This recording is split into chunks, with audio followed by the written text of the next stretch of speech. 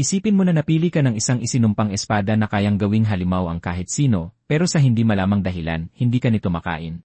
Ganito ang nangyari kay Yongon, isang walang trabahong binata na nauwi sa paggawa ng isang katawatawang kontrata sa isang demonyong espada. Ang kapalit, lahat ng ipon niya. At ang pinakamalala pa, nagsimula siyang sundan ng espada, kahit saan, habang humihingi ng dugo, at pilit siyang pinagagawa ng masasamang bagay. Pero may mas nakakagulat pang nadiskubre si Gon. Habang ang ibang mga hunter ay nasisira ng karma at korupsyon, tila ba ibang-iba ang paggana ng katawan niya.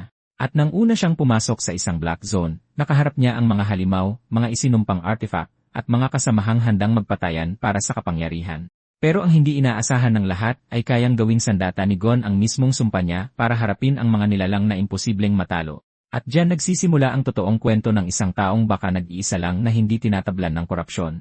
Mag-iwan ng like at mag-subscribe na para matulungan niyo ako, mga kuti. Isang kulay violet na portal ang pumunit sa langit sa ibabaw ng lungsod. Pinalibutan ng mga sundalo ang lugar at pinagbawalan ang mga sibilyan na dumaan. Tuwang-tuwang naglalakad si Yongon sa kalsada. Siya ay isang ulila na lumaking nahihirapan, pero nakatanggap siya ng pinansyal na tulong mula sa gobyerno. Pinayuhan si Gon ng direktor ng ampunan na ipunin ang kanyang baon imbes na gastusin ito sa mga hamburger, at pinangakuan na magiging triple ang pera niya. Sinunod ni Gon ang payo niya at nag-ipon, habang pinapangarap na makakain ng dobleng dami ng hamburger balang araw. Lumipas ang ilang taon, pumasok si Gon sa isang bangko para i-withdraw ang pera. Talagang naging triple nga ang inipon niya. Plano niyang gamitin ang pera pambayad ng deposito sa isang apartment at para tapusin ang kontrata sa upa. Habang nagdiriwang si Gon, isang nakamaskarang lalaki ang lumitaw na may dalang espada. Hiniling ni Gon na ilipat ang pera sa isang partikular na account at kinuha na rin ang pagkakataon para magbukas ng savings account. Pagkatapos bayaran ang deposito at mga bayarin, mayroon pang 31. 65 milyon won ang natitira kay Gon panggastos habang naghahanap siya ng trabaho. Ngumiti siya at inisip na magiging tahimik na rin sa wakas ang buhay niya. Sa pagkakataong iyon, biglang pumasok ang nakamaskarang lalaki, hiniwa ang lahat ng nasa dadaanan niya at sumigaw na ito ay isang holdapan. Nagpanik ang mga tao sa loob nang makakita sila ng armadong holdepper sa sikat ng araw. Sumugod ang holdepper sa bangko nang nakataas ang espada at nag-anunsyo na isa itong holdapan habang inuutusang huwag gumalaw ang lahat. Pinagpawisan ng malamig si Gon habang pinapanood na maglaho ng mabilisan ang pangarap niyang tahimik na buhay. Binagsak ng holdepper ang salamin sa pasukan at inutusan ang lahat na itaas ang kanilang mga kamay at huwag gumalaw. Natakot at nagtago sa sahig ang mga customer. Sumigaw ulit siya na walang gagalaw habang lumalapit na hawak ang espada niya. Umaksyon ang isa sa mga security guard, bumunot ng baril at inutusan ang holdepper na tumigil. Tinutok ng gwardiya ang baril niya at nagbabala na puputok siya kapag gumalaw ang holdepper. Ngumiti lang ng may kumpiyansa ang nakamaskarang lalaki. Pinaikot niya ang kanyang mga espada sa bilis na imposible para sa isang ordinaryong tao at huminto sa isang astig na porma. Nagkulay pula ang mga mata niya habang walang takot na hinamon ang gwardiya na barilin siya. Naintindihan ni Gon ang dahilan ng kanyang kumpiyansa. Isang awakened ang holdepper. Ilang taon na ang nakalipas, nagsimulang lumitaw ang mga portal sa buong mundo at nagpakawala ng sangkaterbang halimaw. Para labanan sila, itinataya ng mga mandirigma sa frontline ang buhay nila, at ang ilan sa kanila ay gumising sa kanilang mana na lumampas sa limitasyon ng mga tao. Kilala ang mga taong ito bilang mga awakened. Nang mapagtanto ang panganib, sumigaw si Gon na kung hindi isang awakened ang holdepper, madali lang niyang maiiwasan ang bala. Gayunpaman, bumaril ang gwardiya. Dahan-dahang lumipad ang bala papunta sa holdepper. Pinapakita ng kanyang nakakakilabot ng ngiti na wala siyang takot sa baril na yon.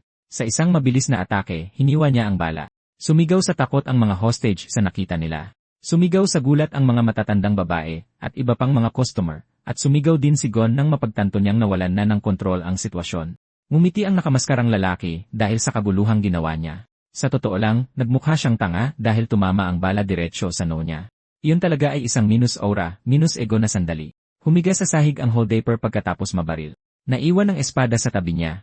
Tumingin si Gon sa nangyari nang may pagtataka, at naalala niyang sinabi mismo ng holdepper na kaya nitong sanggain ang kahit anong bala. Sumigaw at nagtanong ang security guard na hawak pa rin ang baril niya kung may nasugatan ba. Muling umilaw ang espada gamit ang parehong X-shape na enerhiya. Mula sa talim ng espada, isang boses ang nangasar sa kanya na isa siyang walang kwentang hangal na sobrang hina. Tinawag ng boses ang mga tao, sinabihan silang kunin ito at nangako ng kapangyarihan sa sinumang hahawak nito.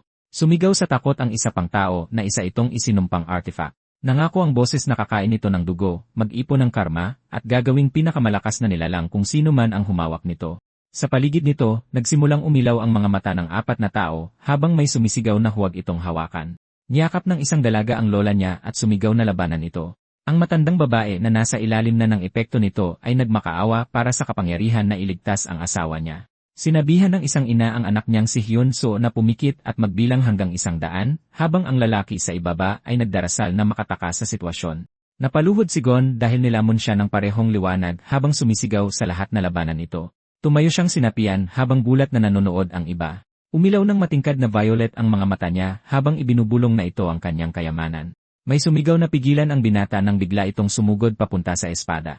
Sumigaw ang isang kasamahan na nasa ilalim siya ng sumpa ng artifact at walang makakapayag na maabot niya ang sandata. Nagsimula ang isang malaking gulo kung saan sabay-sabay na sinubukan ng ilang tao na pigilan ang sinapiang binata.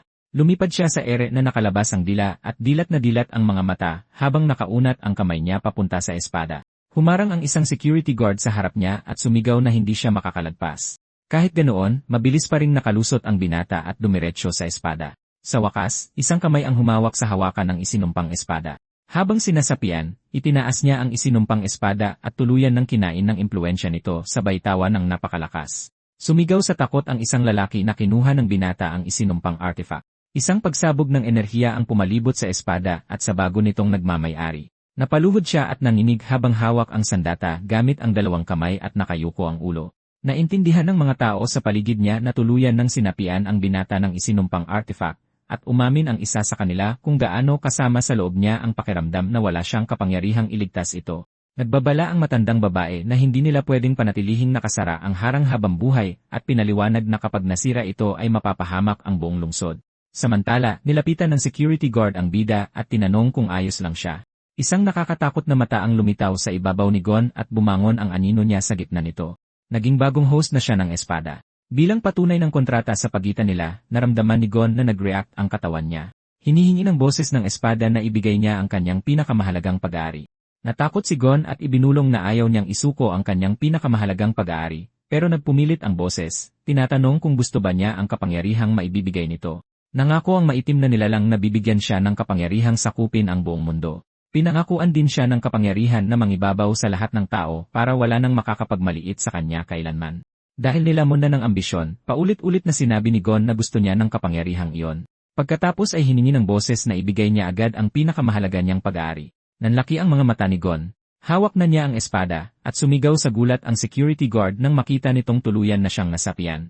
Hawak ni Gon ang espada habang pinalilibutan siya ng madilim na aura at nanginginig ang kanyang katawan.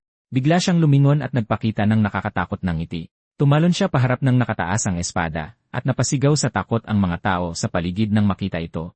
Naintindihan ng isa sa kanila habang gulat na nasapian na siya, pero ang totoong nagpapahirap kay Gon ay ang mawalan ng bank account. Sumugod si Gon na hawak ang espada at dumiretso sa counter ng bangko habang sumisigaw sa takot ang mga customer.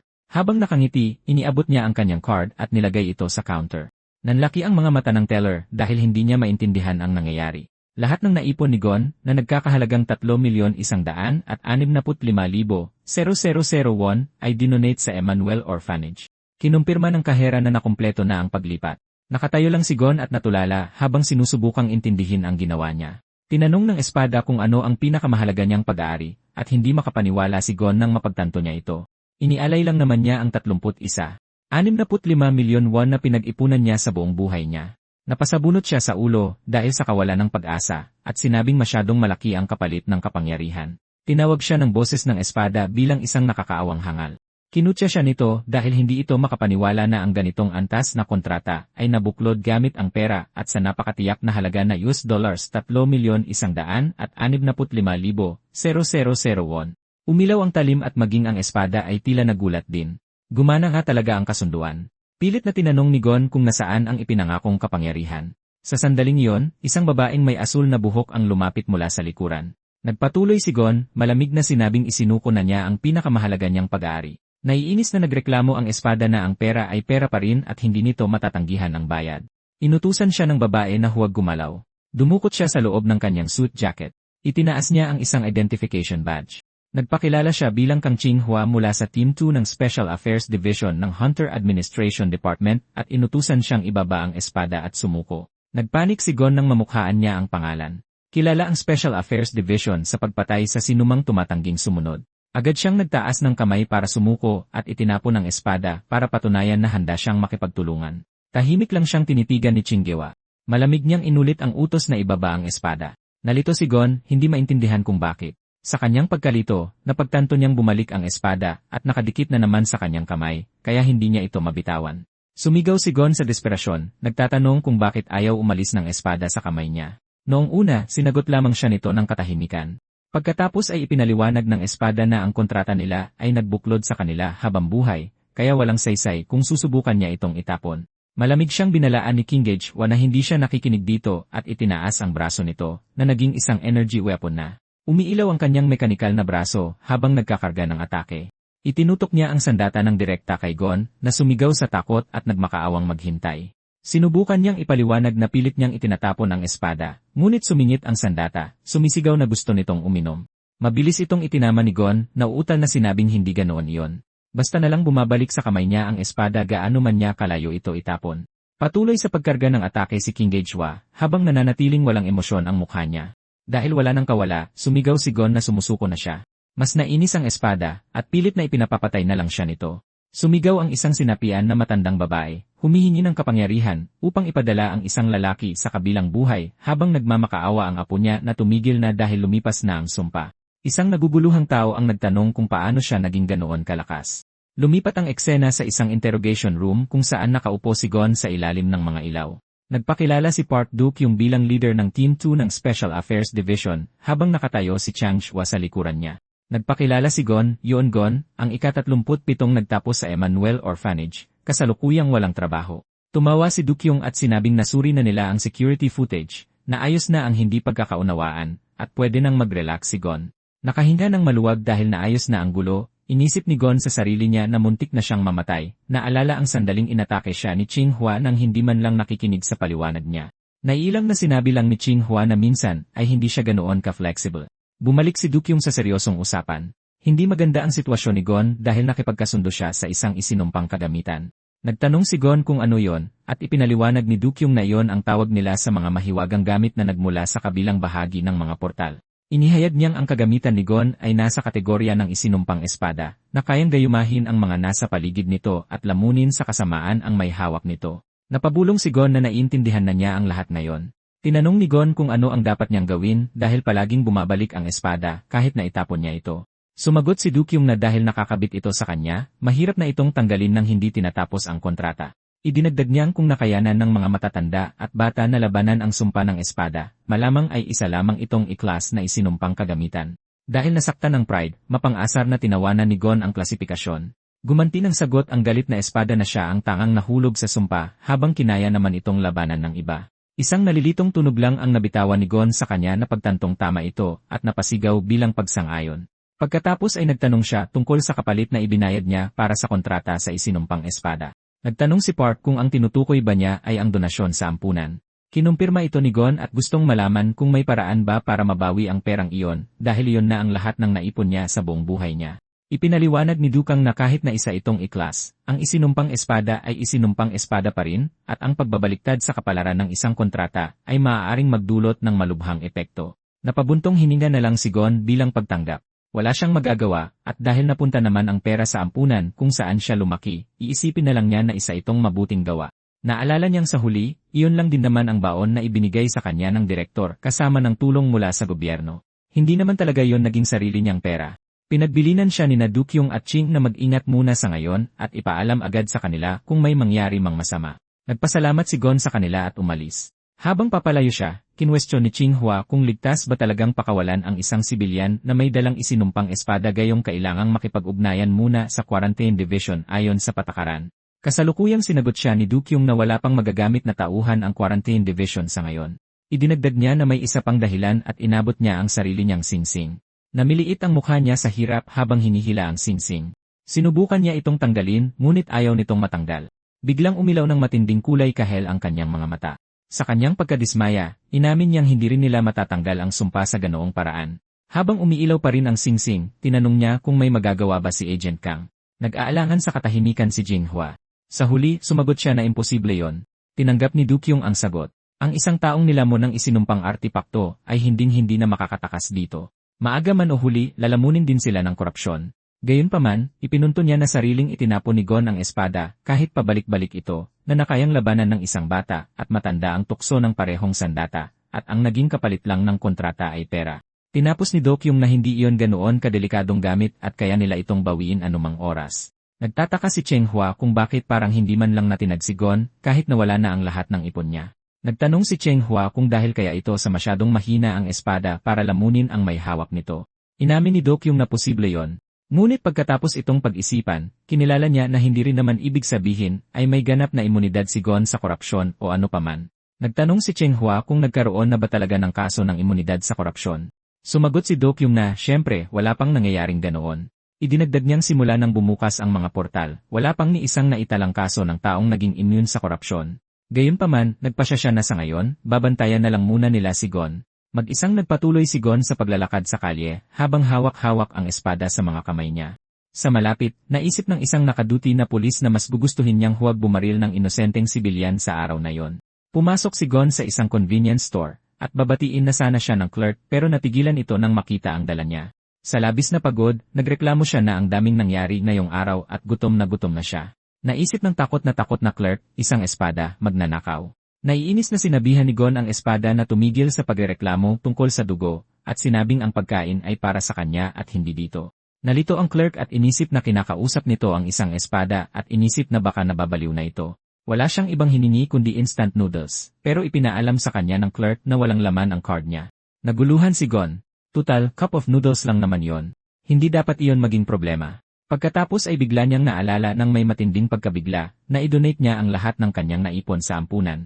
Sa sobrang galit, inugan niya ang espada, sinusumpa ito at hinihingi pabalik ang kanyang pera, sinasabing wala na siyang sapat na pambili ng pagkain. Sumagot ang sandata na siya ang nag-alok nito bilang kapalit ng kasunduan. Sa sobrang takot, napagtanto ng kahera na inilabas na rin ng magnanakaw ang tunay nitong kulay. Bigla na lang, isang matandang babae sa paligid ang nilamon ng tukso ng espada at sumigaw, humihingi ng kapangyarihang bugbugin ang kanyang asawa. Nauwi sa kaguluhan ng lahat, at nagulat si Gon, hindi maintindihan kung saan nanggaling ang matanda. Natataranta, tumawag ng pulis ang kahera. Dumating ang isang pulis sa eksena, sinasabing naghahanap sila ng nawawalang tao, at nagtatanong kung may nakakita ba ng isang matandang babae roon. Pagpasok niya, nakita niya si Gon na nakatutok ang espada sa matandang babae, habang nanonood ng may takot ang kahera. Inilabas ng pulis ang kanyang baril at inutusan si Gon na itaas ang kanyang mga kamay, tinawag siyang kidnapper. Natataranta, sumigaw si Gon na isa lamang itong hindi pagkakaunawaan. Patuloy sa pagsigaw ang sinapian na matandang babae na humihingi ng dugo at kapangyarihan. Sa huli, si Cheng Hua ang dumating at umayos ng buong sitwasyon, habang si Gon ay napayuko na lang sa hiya. Lumipas ang isang linggo. Naglalakad si Gon sa mga kalye ng lungsod na pasuray-suray na may madilim na ekspresyon at malalalim na nangingitim na earbags. Nagbubulungan ang mga tao sa kalye nang makita nila si Gon na lantaran na may dalang totoong espada at napagtantong baka baliw siya. Namimilipit sa galit ang kanyang mukha, nakakuyom ang kanyang mga ngipin. Sa sobrang galit, kinuha niya ang espada at sumigaw na ang lahat ng ito ay kasalanan nito. Nagbalik ang eksena isang linggo ang nakalipas. Tinawag ng isang interviewer ang susunod na aplikante para pumasok. Dalawang recruiter ang naghihintay sa loob, ang isa ay halatang kinakabahan pagkatapos marinig ang tunog ng metal na kinakaladkad sa sahig. Pumasok si Gon sa silid ng may nagliliwanag na mga mata at nakakatakot na ngiti, nagpapakilala bilang isang talento na handang ibigay ang kanyang buhay para sa kumpanya. Suot pa rin ang nakakabagabag na ngiti, ipinakilala niya ang kanyang sarili bilang aplikante numero 13 na si Gon. Sumigaw sa takot ang mga recruiter na siya ay rejected na, tinawag siyang isang mamamatay tao na may dalang espada. Lumitaw ang isang rejected na selyo sa buong eksena. Sa isa pang interview, nagpaliwanag ang isang construction manager na dahil ang trabaho ay nagdadala ng mabibigat, medyo mahirap ang may dalang espada, habang nakangiti lang si Gon ng inosente. Binabalanse ang mga kahon habang nakasabit ang espada sa kanyang baywang. Rejected ulit. Para sa isang posisyon sa sales, sinubukan ng natatakot na recruiter ang parehong palusot, ngunit yumuko si Gon sa kanya nang nakakabanta ng hindi sinasadya, hinihiling lang na pakinggan siya. Rejected. Sa isang restaurant, inulit ng manager ang parehong palusot habang nagsisilbi si Gon sa mga mesa na may espada sa kanyang likod, tinatakot ang mga customer. Rejected na naman. Sa pagod, nagpasya si Gon na kailangan niyang iwanan ang espada bago ang susunod niyang interview, isinandal ito sa pader at inayos ang kanyang kurbata. Sa pagkakataong ito, mahinahong tumango ang interviewer, sinasabing maayos ang lahat at hindi naman ganoon kahigpit ang kumpanya. Sa tuwa, nakangiting lumitaw ang may-ari ng kumpanya, Tinitiyak kay Gon na may maganda siyang paningin sa tao at sa pagtingin pa lang sa kanya, masasabi niyang mabait at masipag si Gon. Tanggap na siya. Inabot niya ang kanyang kamay at sinabing bahagi na ng pamilya si Gon at nagmungkahi ng handshake para selyuhan ang usapan. Sa tuwa, inabot din ni Gon ang kanyang kamay, masayang tinanggap ito. Lumapit ang dalawang kamay at biglang nagliwanag ng magdikit ito. Biglang bumalik ang espada sa kamay ni Gon, humagibis pasulong at huminto sa lalamunan ng boss, sinisira ang sanay simula ng isang bagong trabaho. Sumigaw ang boss ng security, tinawag siyang mamamatay tao, habang pilit na iginigiit ni Gon na isa lamang itong hindi pagkakaunawaan, rejected ulit. Balik sa kasalukuyan, huminto si Gon sa gitna ng kalye, hawak ang espada, nakukuha ang pansin ng mga dumadaan. Tinitigan niya ng galit ang talim, sinasabing kasalanan nito ang lahat ng nangyari. Hindi na kinakaya, itinapon niya ito, paulit-ulit na sumisigaw na lumayo ito. Nanlaki ang kanyang mga mata nang mapagtanto niyang bumalik na ito sa kanyang kamay. Sumigaw siyang muli sa desperasyon, inuutusan itong mawala. Malamig na sumagot ang espada na hindi niya dapat itakwil ang kanyang tadhana bilang kontraktor nito, kundi sa halip ay magpadanap ng dugo at mag-ipon ng masasamang gawain. Naguguluhan, bumulong si Gon na sa totoo lang ay hindi siya interesado na gawin yon. Napalibutan ng nakakatakot na purpling aura, napaluhod siya habang tumatawa ang espada, sinasabing lumaban siya ng maayos sa loob ng isang linggo, pero ito na ang katapusan. Hinihimok siya nito na gumawa ng kasamaan at malayang ilabas ang lahat ng kanyang mga udyok habang itinaas ni Gon ang kanyang mga kamay na parang kuko, nagpupumilit na labanan ito. Tinakpan niya ang kanyang mukha ng isang kamay, nakakuyom ang ngipin, nilalabanan ang udyok sa loob niya. Nagsimulang magliwanag ng matinding pula ang kanyang mga mata at may lilang kidlat na kumikislap sa paligid niya. Isang nakakatakot na ngiti ang nabuo sa kanyang mukha. Sumuko rin siya sa huli, sinasabing hindi na niya pipigilan ang kanyang sarili at ilalabas na niya ang kanyang mga udyok. Nagdiwang ang espada, nag-aanunsyo na hakbang-hakbang, tuluyan na siyang lalakad sa landas ng korupsyon. Dumukot ang kamay ni Gon sa kanyang bulsa. Naglabas siya ng ilang corn snap. May nanlilisik na mga mata, pinunit niya ang pakete, nakangiti na parang baliw. Nagmamadali niyang nilamon ang merienda, mumunguya ng desperado. Umaarteng parang baliw, matakaw niyang nilunok ang lahat na parang ito na ang huli niyang hapunan. Nanonood lang ang espada, walang maintindihan, at nagtanong, anong ginagawa mo? Huli na nang mapagtanto niyang energy bar pala ito na dapat kinakain ng paunti-unti at nilunok niya ang buong pakete ng minsanan. Habang nakakuyom ang kamao, nilamukot niya ang walang laman na balot.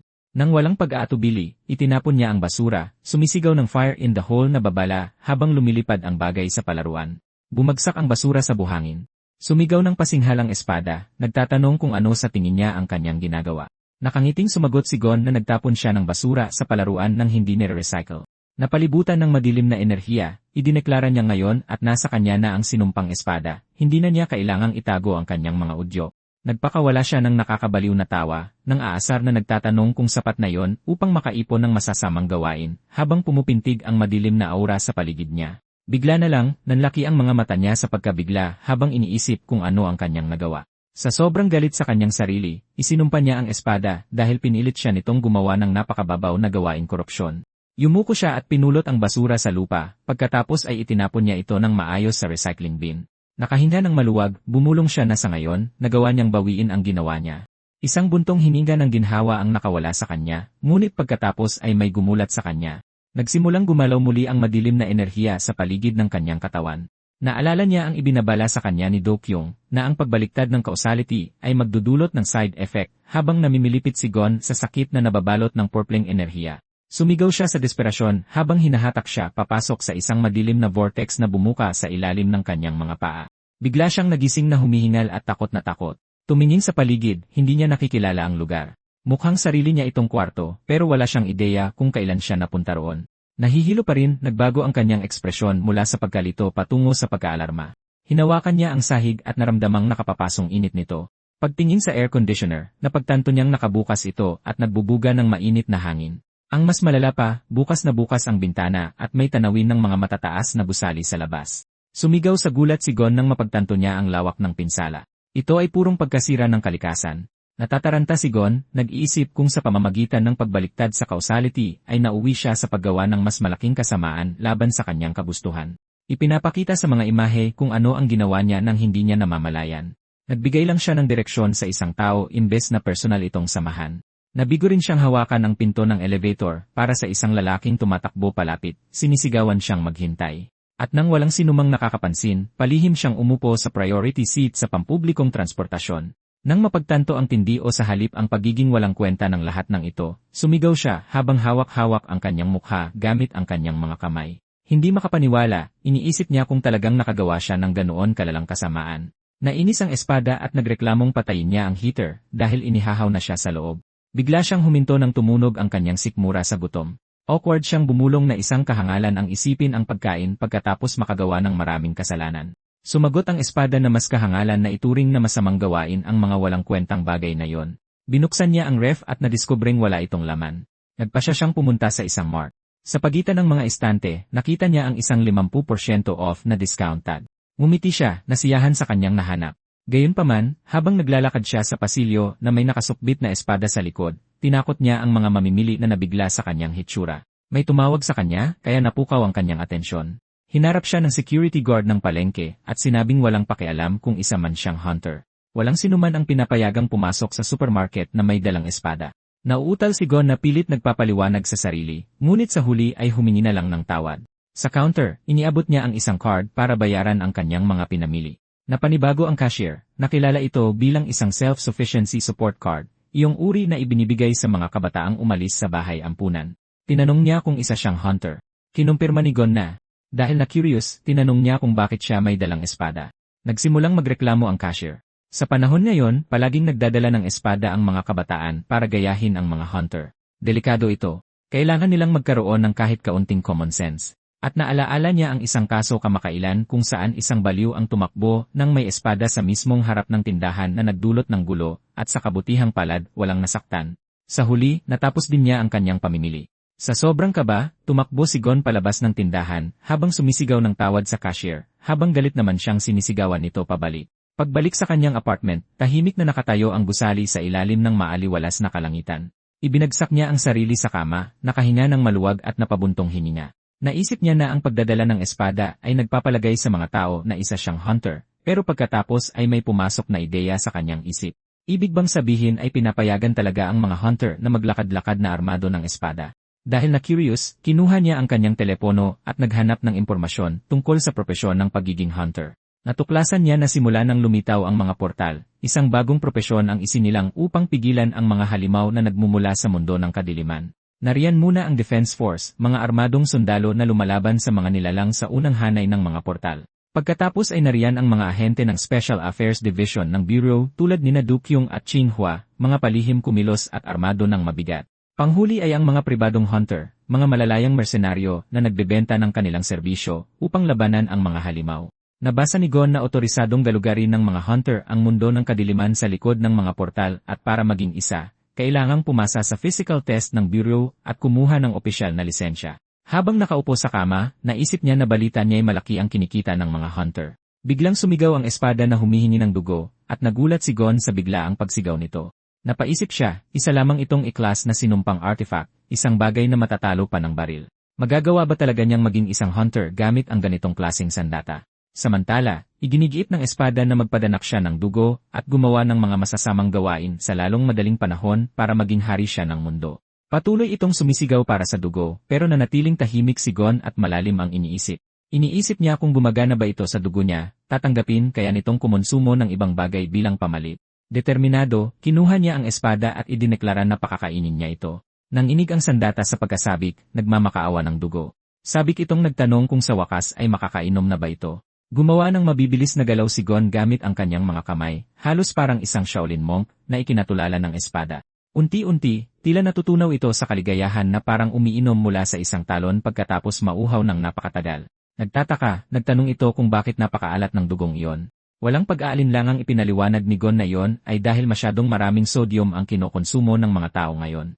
Nagtatakang nagkomento ang espada na kakaiba rin ang amoy, habang sa background ay nagsisimulang sumibol ang mga halaman. Palihim na pumasok si Gon sa banyo. Napabuntong hininga ang espada sa kasiyahan na sinasabing napakasarap ng pagkain na iyon. Naisip ni Gon na ang ihi ay isa lamang likidong sinala mula sa dugo, kaya nagdesisyon siyang subukan ito, at sa kanyang pagkabigla, ininom na talaga ito. Pagkatapos, hinugasan niya ang talim gamit ang hose, at nagpasalamat sa kanya ang espada. Iniisip na ang paliligo pagkatapos kumain ay isang napakahusay na serbisyo. Dahil napagtanto ang pagkakataon, napagpasyahan ni Gon na kung tinatanggap nitong uminom ng ihi, hindi kinakailangang dugo ng tao ang ipakain. Dapat ay gumana rin ang dugo ng halimaw. Nagpumilit ang espada na malaman kung saan niya kinuha ang dugong iyon. Ngumisi si Gon at nagbiro na sinaksak niya ang isang gwapong binata na dumadaan. Nagdududang nagreklamo ang espada na mukhang gagawin niya iyon ng may-ari nito, pero sinabihan siyang tumigil sa paggawa ng kwento. Inakusahan siya nito na ang isang duwag na akala mo'y kasalanan na ang magtapon ng basura sa palaruan ay hinding-hindi magkakaroon ng lakas ng loob na manaksak ng sinuman. Sa tingin ba niya'y tanga ito? Naiilang na inamin ni Gon na nahuli siya nito. Hinihingi ng espada ang totoo kung saan galing ang likido, habang tahimik na nakatayo si Gon sa banyo na may hawak na tuwalya. Walang pasensyang nagtanong ito kung bakit hindi siya sumasagot at pagkatapos ay nag-alangan ng may mapagtanto. Teka, hindi yon dugo. Sumabog ito sa galit dahil naramdamang trinaydor, isinumpa siya, at pilit na inaalam kung ano ang ipinalunok niya dito. Mahinahong nagtanong si Gon kung mahalaga pa ba talaga yon. Sumigaw ang espada, ano? Pero nagpatuloy siya, ang mahalaga ay hindi kung saan ito galing, kundi kung nasiyahan ito at nabusog ang tiyan. Pagkatapos ay nagsimula siyang magkwento, may isang mahiwagang ngiti sa kanyang mukha. Noong unang panahon, may isang dakilang monghe na nagngangalang Wonhyo. Isang gabi, sumilong siya sa loob ng isang kuweba, at dahil nauuhaw habang natutulog, uminom siya ng tubig mula sa isang mangkok na nahanap niya sa malapit. Kinaumagahan, natuklasan niya na ang mangkok ay isa palang bungo at ang tubig na ininom niya ay naipong tubig ulan. Habang nasusuka siya sa pandidiri, nakaranas siya ng isang sandali ng kaliwanagan. Iyon ay eksaktong parehong tubig, pero matamis ang lasa nito noong nakaraang gabi at nakakadiri naman ng umagang iyon. Ang lahat ng sakit at sarap ay nagmumula sa mismong isipan. Sa madaling salita, ang lahat ay nakadepende sa iyong pananaw. Nagtapos si Gon habang ang mga mata niya ay kumikinang na parang isang bodha. Ang ininom ng espada ay hindi dugo, kundi ang mismong uhaw niya para sa buhay. Ang anyo ay kawalan. Ang kawalan ay anyo. Tinapos niya ang pilosopikal na analogiyang ito, na naiwan ang espadang walang masabi. Sa makatuwid, ang dugo ay walang laman sa esensya, at kung tatanggapin mo na ang dugo, at ihi ay eksaktong parehong bagay, gulat na nag-react ang espada na inuulit ang salita. Dahil huling-huli sa akto, nahihiyang itinaas na lamang ni Gon ang kanyang kamay. Sa labas ng gusali, naglabas ng madramang iyak ang espada, at pilit na humingi ng tawad si Gon, na angakong pakakainin ito ng totoong dugo para tumigil na ito sa pag-iyak. Kinabukasan, nagdesisyon siyang mag-apply para sa lisensya ng isang hunter. Sa isang madilim na kagubatan, isang grupo ng mga hunter ang nagpapahinga sa ilalim ng mga puno, mukhang nasa gitna ng isang misyon. Isa sa kanila ang sumigaw sa takot, ang kanyang mukha ay basang-basa ng pawis. Sa paligid niya, ilang mga kasamahan na ang nakahandusay na sugatan sa lupa. Naggitngit ang kanyang mga ngipin, pinagpapawisan ng malamig, hindi maintindihan kung paano umabot sa ganito ang lahat. Isang nakangiting anino ang lumitaw sa likuran niya at napasigaw sa gulat ang lalaki. Sino kaya ito? Lal. Pabalik sa kasalukuyan, dumating si Gon sa gusali ng Hunter Administration Bureau. Naiilang siyang lumapit sa counter at sinabing nandito siya para mag-apply bilang hunter. Makalipas ang ilang sandali, natanggap niya ang kanyang opisyal na lisensya. Level 0 Yuon Gon, numero le 27 la 000 173 na ibinigay noong Marso 3, 2027. Nagulat siya at nagtanong kung iyon na ba talaga yon, kung ganoon na lang ba kabilis nilang ibinibigay ang lisensya. Kinumpirma ito ng attendant na nagbigay din sa kanya ng isang welcome package at binalaan siya na kakailanganin niyang bumili ng anumang karagdagang kagamitan para sa kanyang sarili. Ipinaliwanag din niya na kailangan nitong makumpleto ang hindi bababa sa 100 misyon kada linggo. Kung mabibigo siyang maabot ang kwota at makaipon ng 4 na babala, babawiin ang kanyang lisensya. Tahimik na nakatayo doon si Gon habang hawak ang bag, ang lisensya, at ang espada. Sa kanyang pagtataka, nagtanong siya kung totoo bang walang skill test at kung ito na lang ba ang kailangan niya. Nagpasya si Gon na i-check ang Hunter Web, ang Mission API, para matugunan ang kanyang lingguhang kwota. Tiningnan niya ang mga pagpipili ang magagamit. Lumitaw ang inirekomendang misyon sa screen, Sample Investigation sa Black Zone sa Gangbukgu na may gantimpalang 1,000,000 won. Tuwang-tuwa siyang sumigaw nang makita ang halaga at agad na tinanggap ang misyon. Kinabukasan, dumating siya sa portal site kasama ang iba pang mga armadong hunter na pawang nakatayo sa likod ng harang ng seguridad. Lumingalinga si Gon. Napansin niya na ang lahat doon ay may dalang rifle at nagtaka siya. Napalitan na ba talaga ng mga baril ang mga espada? Hindi man lang ba nagdala ng armas ang lalaking yon?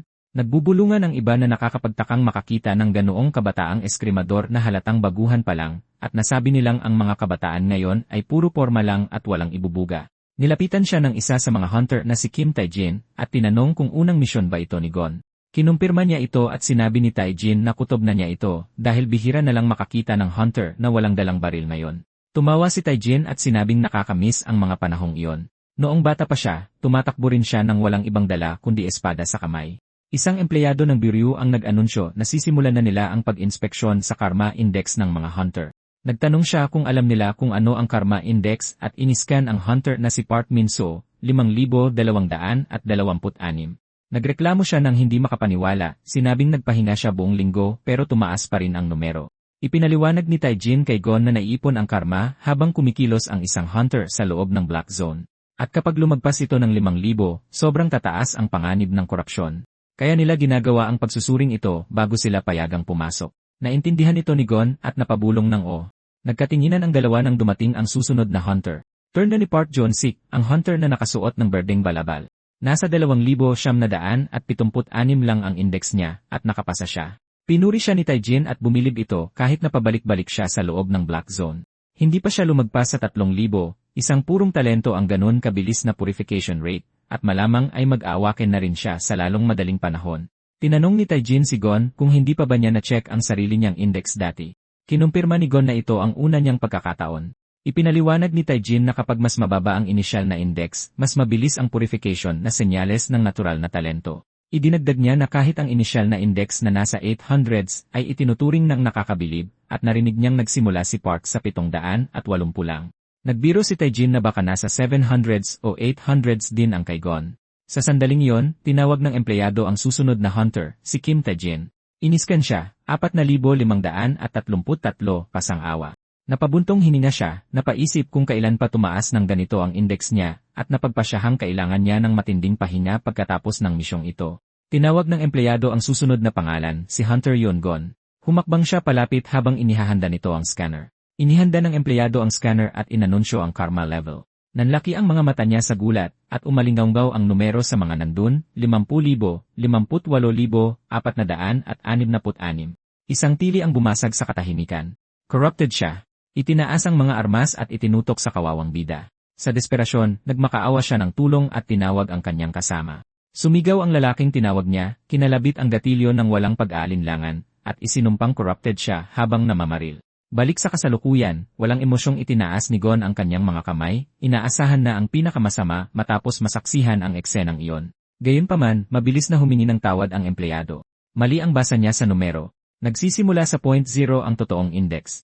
Nakahinga ng maluwag ngunit naguguluhan, malakas itong inulit ni Gon. Ito ay 05,846,605. Nagtanong ang isa sa mga katabing hunter kung anong ibig sabihin noon. Lumipat ang eksena sa loob ng Black Zone. Isang kulay violet na portal ang umiilaw sa gitna ng madilim na kagubatan. Nakasuot na ngayon ng gas mask, sumulong si Gon sa kakahuyan para isagawa ang misyon ng pangongolekta ng sample. Yumuko siya para kumuha ng materyales gamit ang isang tool habang ang espadang nasa likuran niya ay mapilit na bumubulong at humihingi ng dugo. Pagod na napabuntong hininga si Kim Taijin at iminungkahing magpahinga muna ang grupo, lumingon siya at nakitang nagtatrabaho pa rin si Gon ng walang tigil. Nagbiro siya sa iba na hindi na kailangang magpahinga ng 05 guy dahil napakababa ng karma niya. Nagtawanan ng lahat at si Gon, na nakasuot ng kanyang maskara, ay nagpalabas lang ng alanganing tawa. Naalala niya ang sinabi ng empleyado na baka error lang daw ito ng makina at kakailanganin nilang sukatin ulit ang inisyal na index niya pagkatapos ng misyon. Naintriga siya at napaisip kung bakit kailangang masira ng makina kung kailan turn na niya. Nagtipon ng grupo at may nagtanong kung may nahanap ba sila. Nagreklamo ang isa na palpak daw talaga ang misyon. Idinagdag naman ng isa pa na puro damo lang daw ang nakita niya at mas maganda sana kung makakita man lang sila kahit nakakalasong kabuti. Biglang umubo at nahirapang huminga si Kim Taijin. Umilaw ng mapulang-mapula ang mata niya sa likod ng maskara, isang malinaw na senyales ng korupsyon. Naalarma si Gon, lumapit siya at tinanong kung ito ba ang mga sintomas ng korupsyon na nakita niya dati. Nag-aalalang sumigaw ang isa pang hunter at tinawag si Kim Taijin. Nang walang sinasayang na oras, may itinurok si Taijin para pigilan ang korupsyon. Umubo siya, humihingal at basang-basa ng pawis, at namumula ang kanyang mga mata sa likod ng maskara. Tiniyak ni Taijin sa kanila na maayos lang siya, sinabing sapat na ang 12 ng morphine para maayos ang problema. Pinagsabihan niya si Gon, binalaan siya na huwag masyadong pagurin ang sarili dahil lang mababa ang karma niya. Kahit siya ay pwede pa ring makaranas ng mga sintomas ng korupsyon. Inirekomenda niya na magpahinga ng maayos pagkatapos ng bawat misyon sa Black Zone at laging i-check ang filter ng gas mask. May mga binti na tensyonadong gumagalaw sa damuhan. Lumapit si Park Joon-sik at nagkomento na ang isang pagkakamali ay maaaring magpataas ng sobra sa karma index. Binati siya ng isa pang hunter at tinanong kung may nahanap ba siya matapos siyang mawala ng matagal. Kinumpirma ni Joon-sik na meron niya at tinawag niya ang lahat, kinuwestiyon kung hanggang kailan sila manguha ng mga damo para lang sa barya at ibinunyag na may kampo ng mga goblin sa malapit. Ang mismong lugar na ipinag-utos ng mga opisyal na iwasan nila. Umatungal ang isang goblin at itinaas ang martilyong bato. 3 hunter ang nagpaputok ng kanilang mga baril sa sumusugod na hukbo. Mas maraming goblin ang sumugod kay John Sick na inihanda ang kanyang sarili na may kasamang mababang ungol. Inactivate niya ang isang skill, nagningning ang kanyang kamao ng pulang acceleration. Sa sunod-sunod na atake, pinatumba niya ang mga goblin isa-isa gamit ang superhuman na bilis. Tumalon siya sa ere na tinutukso ang mga kalaban at sinabing napakabagal nila. Habang nanonood mula sa malayo, napagtanto ni Gon na wala siyang panama na makisali sa labang iyon gamit lang ang isang espada. Bigla na lang nakaamoy ng sariwang dugo ang espada at inutusan siyang sundan ang direksyong iyon. Tiningnan ni Gon ang 2 kubo sa malayo at tinanong kung iyon ba ang lugar. Isang goblin ang tumalon sa kanya at hinataw siya ng pamalo. Bumulong ang espada, na tila humihingi ng paumanhin, sinabing alam nitong sobrang bait ng kanyang master, pero sa mga ganitong pagkakataon. Sa isang mabilis na hiwa, tumalsik ang dugo, namatay ang goblin bago pa man maintindihan ni Gon kung ano ang nangyari. Litong-lito, tinanong niya kung ano yon habang nagulat naman ang espada, hindi inakalang magagawa talaga ng tangang ito ang ganoong bagay. Nagreklamo ito dahil akala niya ang isang tulad ni Gon ay hinding-hindi makikipaglaban, ang uri ng tao na magsasabing mali ang karahasan at mahalaga ang buhay. Nakangiting naalala ni Gon na ito mismo ang palaging sinasabi ng direktor ng ampunan dati. Gon, kahit anong mangyari, hinding-hindi ka dapat manakit ng tao. Sa kanyang alaala, tuwang-tuwang nagtanong ang batang si Gon kung ibig sabihin ba noon ay ayos lang basta hindi sila tao. Ngumiti ang direktor at nag-thumbs up sa kanya, tamang sagot. Balik sa kasalukuyan kasama ang patay na goblin sa paanan niya, nasasabik na ibinulalas ng espada na matagal na mula noong huli itong nakakain ng totoong pagkain. Nakaramdam si Gon ng kakaibang pumasok sa katawan niya mula sa talim. Ipinaliwanag ng espada na karma iyon, at para maabsorb ito, kailangang maabsorb din ang kaluluwa ng biktima kasama nito. Nagpatuloy ito ng may panghahamak. Ang mga tangang hunter ay inaabsorb lang ang mga natira tapos magrereklamo tungkol sa karma. Para tunay na lumakas, kailangan mong i-absorb ng sabay ang karma at kaluluwa gaya ng ginawa nito. Sa ibang bahagi ng kagubatan, nasisiyahang hawak ng isang hunter ang kutsilyo, nagkomentong ang 50,000 at isa para sa singit ng goblin ay isa ng magandang deal. Bigla niyang naalala na nakalimutan niyang hiwain ang parte na nagkakahalaga ng pabuya. Pagkakita kay Gon na bumalik, nagtanong ang isa pang hunter kung bakit ang tagal niya. Ipinaliwanag ni Gon na may goblin malapit sa kubo at niligpit na niya ito. Sinuri ito ng isa sa mga hunter at binati siya sa una niyang huli. Nagdesisyon si Park Joon-sik na iwan na muna ang mga natitirang goblin at mag-focus sa paghahanap ng napagkasunduang artifact dahil nararamdaman niyang malapit lang ang leader nila. Sumang-ayon ang iba. Habang nagpapatuloy sila, isa sa kanila ang nangarap ng gising. Kung mahanap nila ang artifact at maibenta sa merkado, aabot ito ng kahit 10 milyon won, sapat na para hindi na nila isipin ang pera ng matagal, at plano niyang dalhin ang anak niya sa amusement park gamit ang pera. Plano naman ng isa na isama ang pera sa ipon niya para bumili ng engagement ring. Nakarating ang grupo sa isang kubo na napapalibutan ng mga bungo na nakatusok sa pasukan. Malamang, ito ang mga goblin chief. Maingat silang lumapit, nakataas ang mga armas. Biglang may sumigaw sa gulat matapos may mapansin sa loob. May ilang patay na katawan na nakahandusay sa lupa, pero sino ang gumawa nito? Sa gitna ng pagkasira, lumitaw ang anino ng isang goblin shaman, sobrang nakakapangilabot. Umiilaw ng matinding pula ang mata ng goblin, at may nag-atubiling bumulong, iyon ay. Sumunod ang revelasyon. Isa itong goblin shaman. Sumigaw ang halimaw, itinaas ang tungkod at bumanggit ng spell sa kakaibang wika. Mas lumakas pa ang sigaw nito, tinitipon ang kapangyarihan.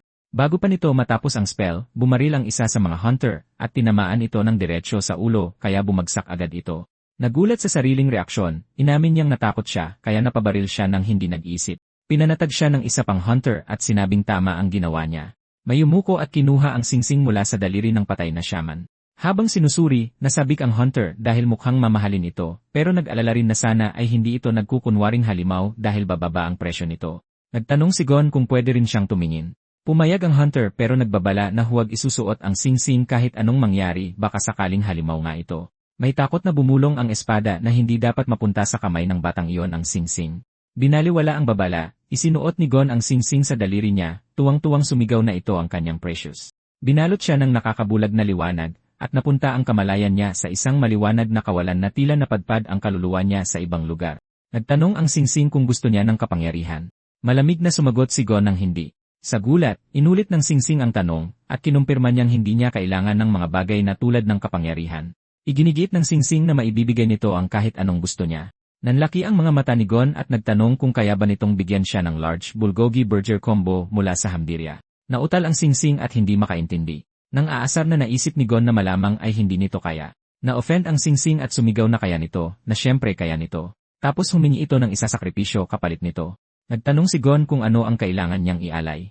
Iminungkahi ng Singsing na ialay niya ang mga kaluluwa ng 3 kamag-anak niya bilang sakripisyo. Si Gon, na hindi man lang natinag, ay sumagot lang na titingin-tingin pa siya na parang sumusuko na sa usapan. Pagbalik sa realidad, nagulat siya, lumingalinga at itinuro ang Singsing sa sarili niyang daliri. Ang mga hunter, na alarma sa biglaang reaksyon niya, itinaas ang kanilang mga armas, at nagtanong si Gon kung anong nangyayari. Ipinaliwanag ng isang hunter na itinutok lang niya ang baril kay Gon kasi bigla siyang bumulong ng Ace Precious, kaya akala ng lahat sinapian siya ng halimaw. Walang pakialam na ibinalik ni Gon ang Singsing sa may-ari nito. Yumuko si Kim Taijin na naghahabol ng hininga at naglalabas ng lilang usok.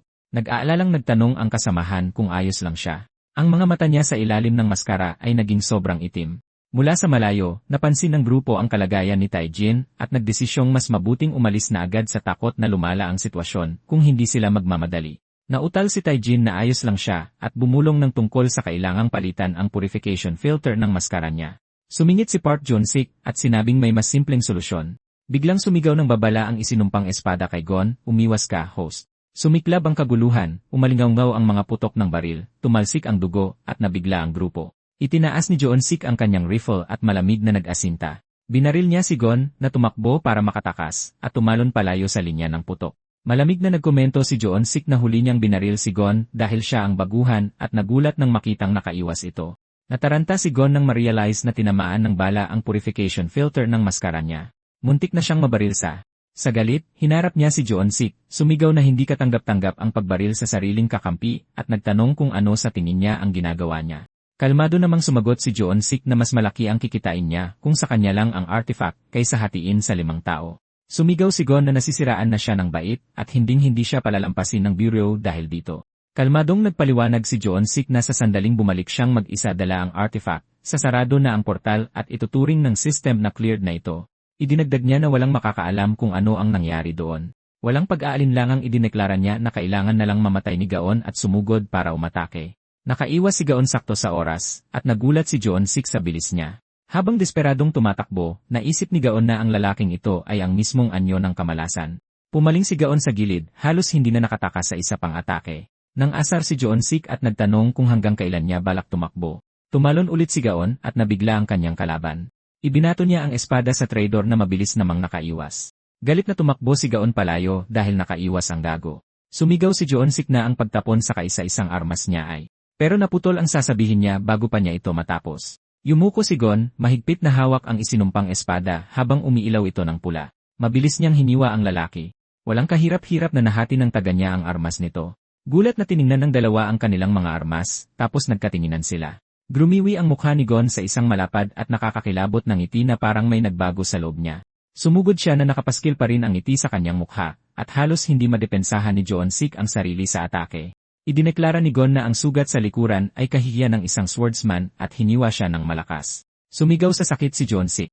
Sugatan, inactivate ulit ni Joon-sik ang kanyang acceleration ability at mabilis na tumakas. Hinabol siya ni Gon, sumisigaw at tinatanong kung saan siya sa tingin niya makakatakas. Tumakbo sa takot si Joon-sik, basang-basa ng pawis. Mabilis siyang naabutan ni Gon, nakangiti pa rin, at sinabing hindi niya ito papatayin. Gusto lang niya ng isang braso. Kalmado siyang nagigiit na isang braso lang ang puputulin niya, at inutusang tumigil na sa pagtakbo. Sa sobrang kaba, sumigaw si Joon-sik, tinawag siyang putangin ng baliw at nagmakaawang lumayo sa kanya. Tumakbo si Joon-sik sa loob ng madilim na kagubatan ng kasing bilis ng makakaya niya. Tumigil siyang naghahabol ng hininga, nag-iisip kung natakasan na ba niya si Gon.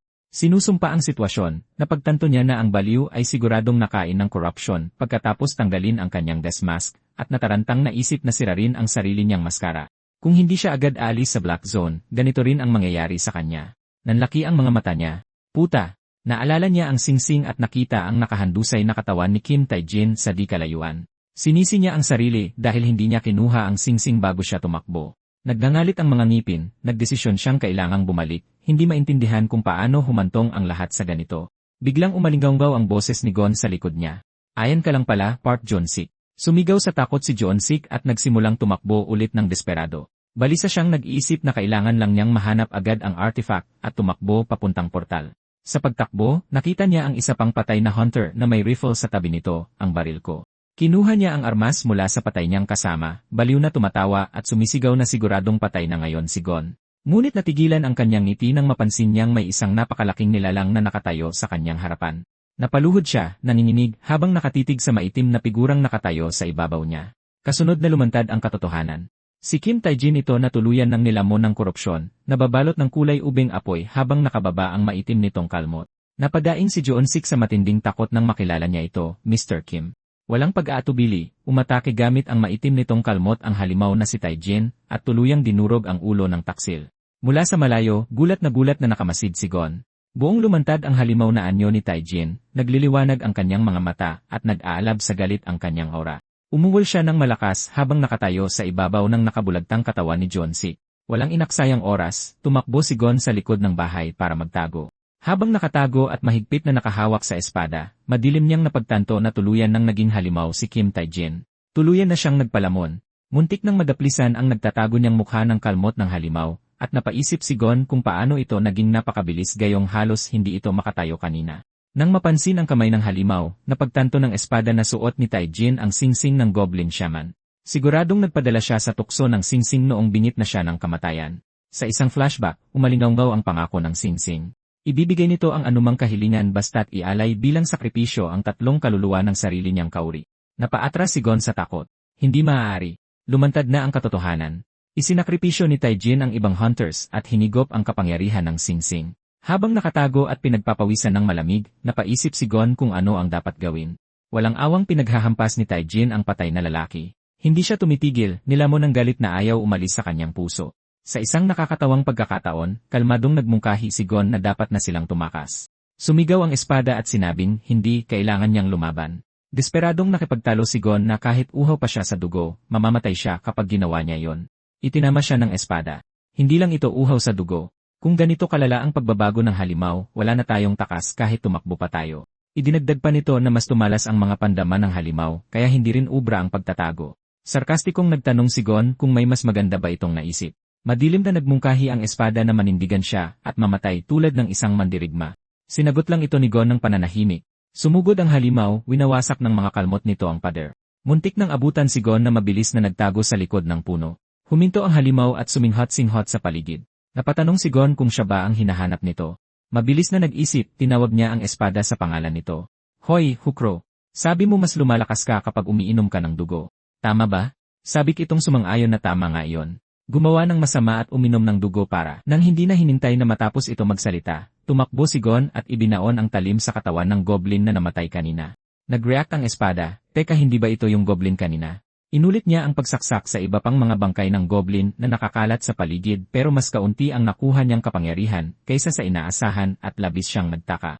Ipinaliwanag ng espada na natural lang iyon dahil hindi naman siya ang mismong pumatay sa mga halimaw kaya mas mahina ang kontrol niya sa enerhiyang iyon. Habang nakaluhod, narinig niya ang babala ng espada na huwag umasa na ibibigay sa kanya ang lahat ng ganoon lang kadali. Umungol ng buong galit ang halimaw. Habang nakatago pa rin, tinanong ni Gon ang espada kung sapat na ba ang kapangyarihang iyon. Habang mahigpit na nakahawak ang kamao niya sa puluhan, nagdesisyon siya, tama na ito. Oras na para kumilos. Sumilip mula sa likod ng puno, direkta siyang tumitig sa nagliliwanag na mata ng halimaw at bumulong ng may kasiyahan. Perpekto. Sumugod siya habang sumisigaw, umaasang makakatama man lang ng isa bago mamatay. Pero sa kasamaang palad para sa bida, nadulas siya sa lupa. Mabuti na lang, hindi siya nakita ng halimaw at nagtago siyang muli sa likod ng puno, habang sinasabing mamamatay rin naman siya. Ipinaalala ng espada na bago pa lang ang korupsyon ni Tae-jin, kaya natural lang na kaya nitong salagin ang atake. Biglang nanliit ang kanyang mga mata at may naisip siyang isang mahalagang bagay. Kung tama ang alala ko, nandito lang iyon. Tumakbo siya patungo sa bunton ng mga bangkay ng goblin na nakatambak malapit sa kabin, ang parehong mga bangkay na kinolekta ng grupo kanina. Tinaas niya ang kanyang kamay at itinutok ang espada direkta sa nakatambak na mga bangkay. Ibinaon niya ng malalim ang talim doon, sabay sigaw kay Hukro na inumin ang lahat ng ito. Nag-vibrate sa tuwa ang batong nakabaon sa espada bilang reaksyon sa napakaraming kapangyarihan. Isang haligi ng pulang enerhiya ang sumabog mula sa espada, isang tila ilog ng karma na sinisimot. Dahil naiinip na, nagtanong si Gon kung hindi ba niya pwedeng bilisan pa ng kaunti ang pag-inom. Patuloy sa matinding panginginig ang enerhiya. Binalaan siya ng espada na kung lulunukin niya ang lahat ng masyadong mabilis, sasama ang pakiramdam niya pagkatapos. Nang sandaling iyon, umungol ang naging halimaw at sumugod papunta sa kanila. Tumalon ito sa ere, nakalabas ang mga kalmot at mabangis na umuungol. Nagulat si Gon nang makita ang halimaw na dumidiretso sa kanila sa gitna ng paghigop ng enerhiya. Nagsimulang tumakbo ng paikot si Gon sa bunto ng mga bangkay, at sinundan siya ng halimaw ng walang tigil. Nagpakawala si Gon ng tili sa takot. Itinuro niya ang itaas at isinigaw ang pangalan ni Kim Tae-jin, sinusubukang guluhin ang atensyon nito gamit ang isang bagay sa langit, pero binaliwala lang siya ni Tae-jin at patuloy pa rin sa paghabol. Sa sobrang inis, napamura siya nang mapagtantong hindi ito gumagana. Mabilis siyang nag-isip na kung lalayo siya ng higit sa 3 metro, otomatikong babalik sa kamay niya si Hyukro, kaya hindi siya pwedeng tumakbo ng masyadong malayo. Ang naipong dugo ng mga goblin ang tanging pag-asa niya. Sumugod sa kanya ang halimaw at isinigaw niya ang pangalan ng espada. Nag-vibrate ito, tumutugon sa tawag niya gamit ang matinding liwanag. Nanliit ang kanyang mga mata habang tumutulo ang pawis sa kanyang mukha. Sumigaw siya na ngayon na. Bumagsak ang kalmot ni Tae-jin at tumama sa lupang pwesto ni Gon kani-kanina lang, at saktong nakagulong siya palayo. Dumausdos siya sa lupa, binabalanse ang sarili habang nakababa ang pwesto. Sa di kalayuan, nakabaon pa rin ang espada sa tambak ng mga bangkay habang nakayuko si Gon malapit doon, handa na sa kanyang susunod na galaw. Makapal na usok ang umangat mula sa talim, hudyat na nahigop na nito ang lahat ng kaya nitong higupin. Pinulot ito ni Gon, bakas ang kasiyahan sa ngiti sa kanyang mukha. Nagbago ang kanyang mukha na naging isang kumpiyansa at nakakakilabot ng ngiti. Umungol ang halimaw, nakanganga ng malaki at nagliliwanag ang mata nito. Nagutos ang espada, umatake ka ng buong lakas. Ibinagsak ni Gon ang espada ng buong lakas habang sumisigaw kaya tumama ng saktong-sakto ang pag-atake. Nagtalsikan ng dugo sa lakas ng tama habang nagwawala ang halimaw. Lalo pa itong umungol ng malakas, bukas ang bunganga nitong puno ng dugo. Tiyak na nagutos ang espada, ngayon saksakin mo siya sa puso. Iniikot ni Gon ang kanyang katawan at sumugod pasulong para sa huling atake, mariing nakatapak ang kanyang mga paa bilang paghahanda para tapusin ang lahat. Umungol sa sakit ang halimaw na naputulan na pala ng kanang braso. Nanliit ang mga mata ni Gon, buong buo ang atensyon. Nakita niya ang kahinaan sa balikat ng halimaw. Walang pag-aatubili, sumugod siya pasulong para sa huling asinta, ibinaon ang talim-taglay ang buo niyang lakas habang nagbabanggaan silang dalawa. Bumaon ng malalim ang espada sa katawan ng halimaw, at pareho silang bumagsak dahil sa lakas ng pagkakabangga. Isinigaw ni Gon ang pangalan ng espada at inutusang uminom. Nanginig ang katawan ni Tae-jin kasabay ng huling naghihinalong sigaw habang hinihigop ng espada ang madilim na enerhiya. Unti-unting naglaho ang halimaw niyang mukha, pilit na bumabalik sa anyong tao sa ilalim ng maskara. Bumalik sa normal ang kanyang mga mata na dating nilamon ng korupsyon, at nagpakawala siya ng mahinang buntong hininga, luhaan ang mga mata at tuluyan ng malaya sa sumpa. Biglang lumipat ang eksena sa loob ng isang gusali sa ilalim ng malamig at maasul na ilaw. Isang manager, na alarma sa telepono, ang sumigaw na sumabog na naman ang storage facility number 6. May isa namang nagtanong kung ano ang nangyari ngayon, at nakatanggap ng walang emosyong sagot. Naengkanto ng isang halimaw ang containment worker.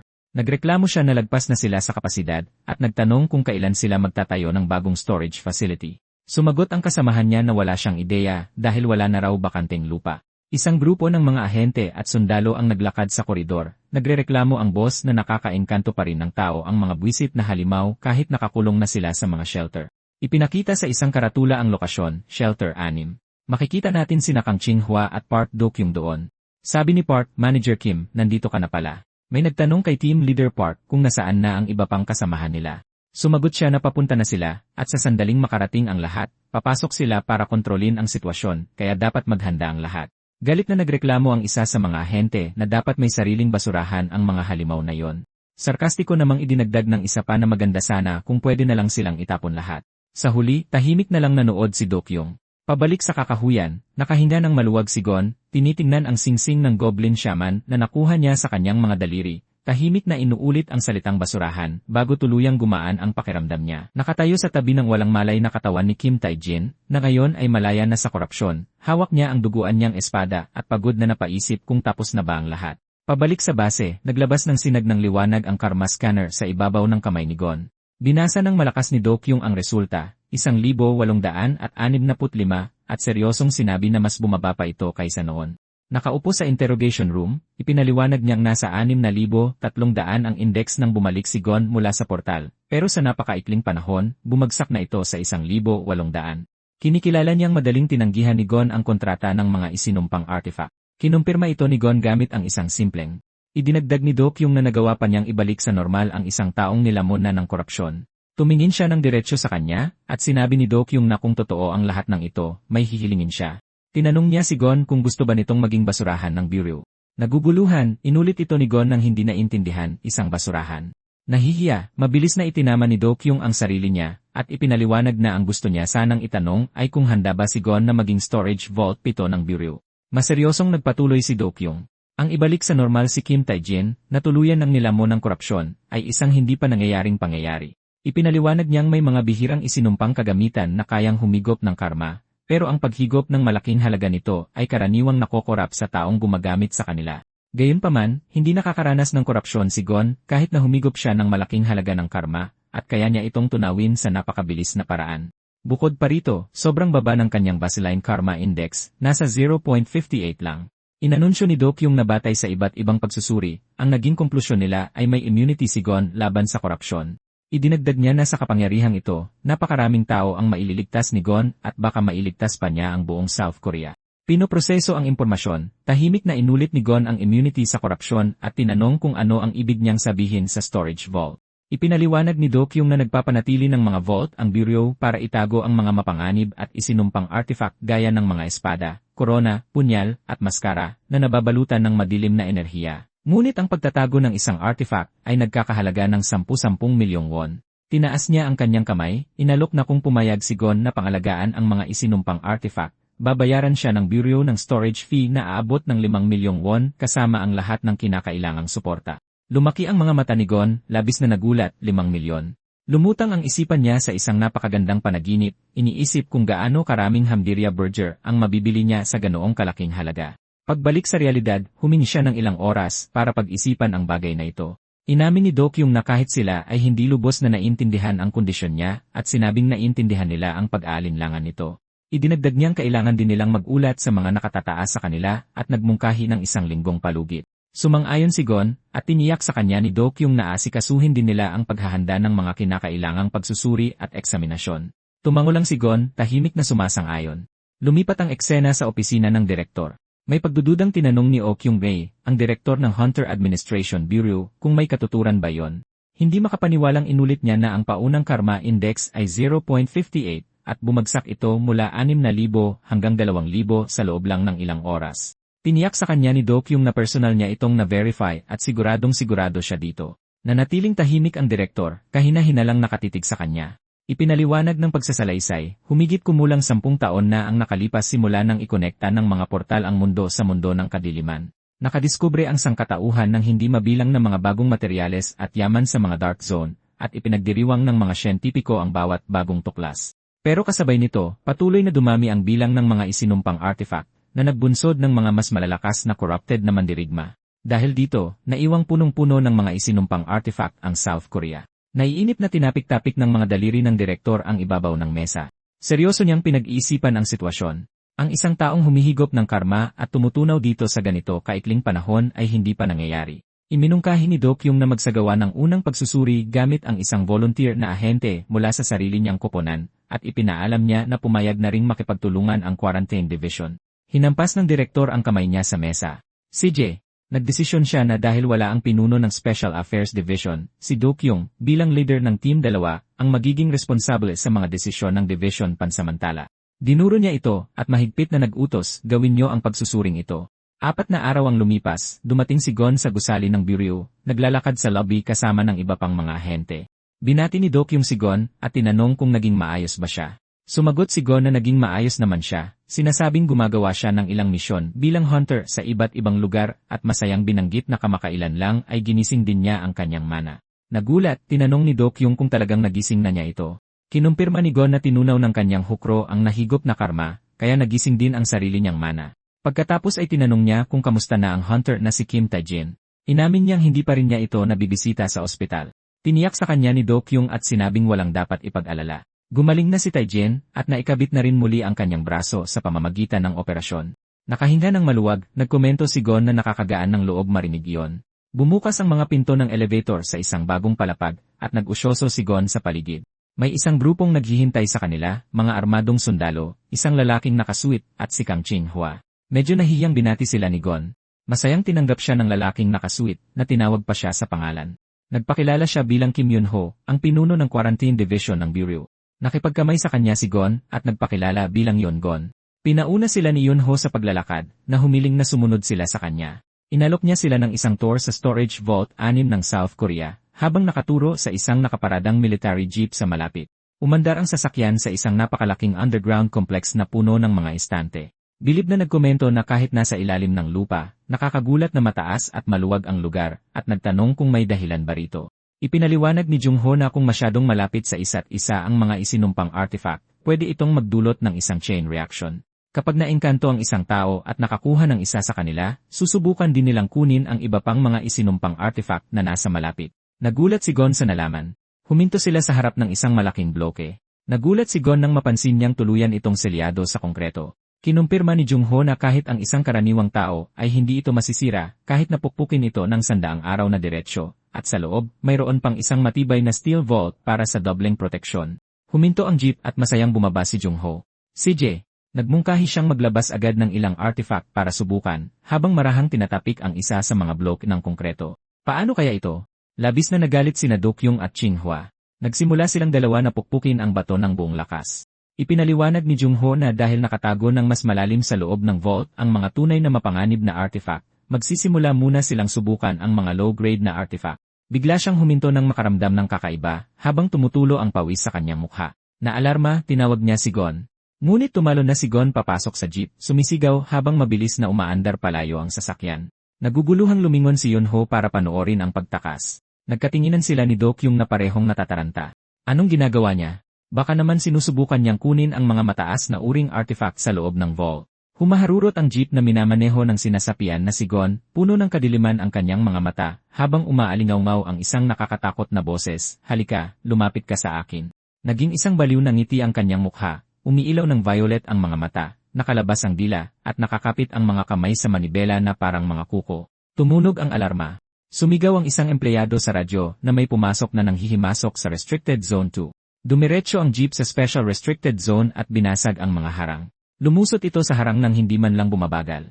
Sumabog ang mga otomatikong depensa ng system para pigilan ito, pero sinagasaan lang nito ang lahat ng walang tigil.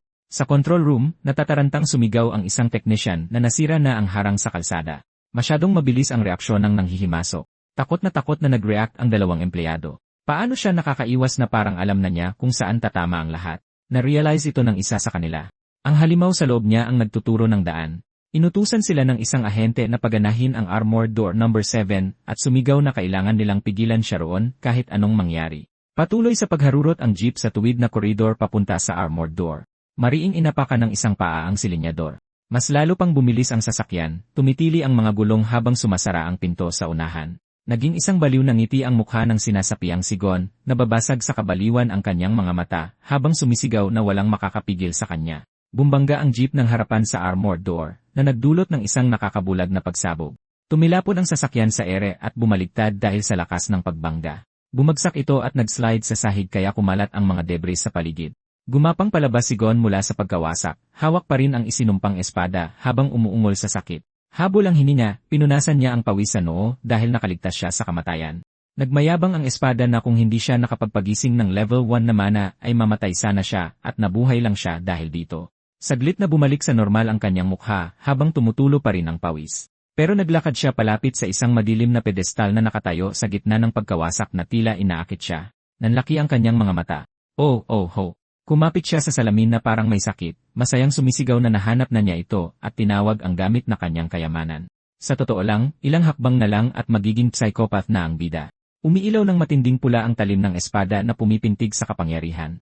Tumalon siya sa ere na may baliw na ngiti, hiniwa ang isang bagay sa harap niya at sumigaw na sa kanya na ito. Paulit-ulit niyang inatake ang isang reinforced wall, nagmumura na masyado itong matigas, habang ipinipilit ng espada na hindi mahalaga ang tigas, tapos dumaing lang siya na masakit talaga ito. Sa wakas, nawasak ng tira ang pader, at nagsitilapon ang mga piraso kahit saan.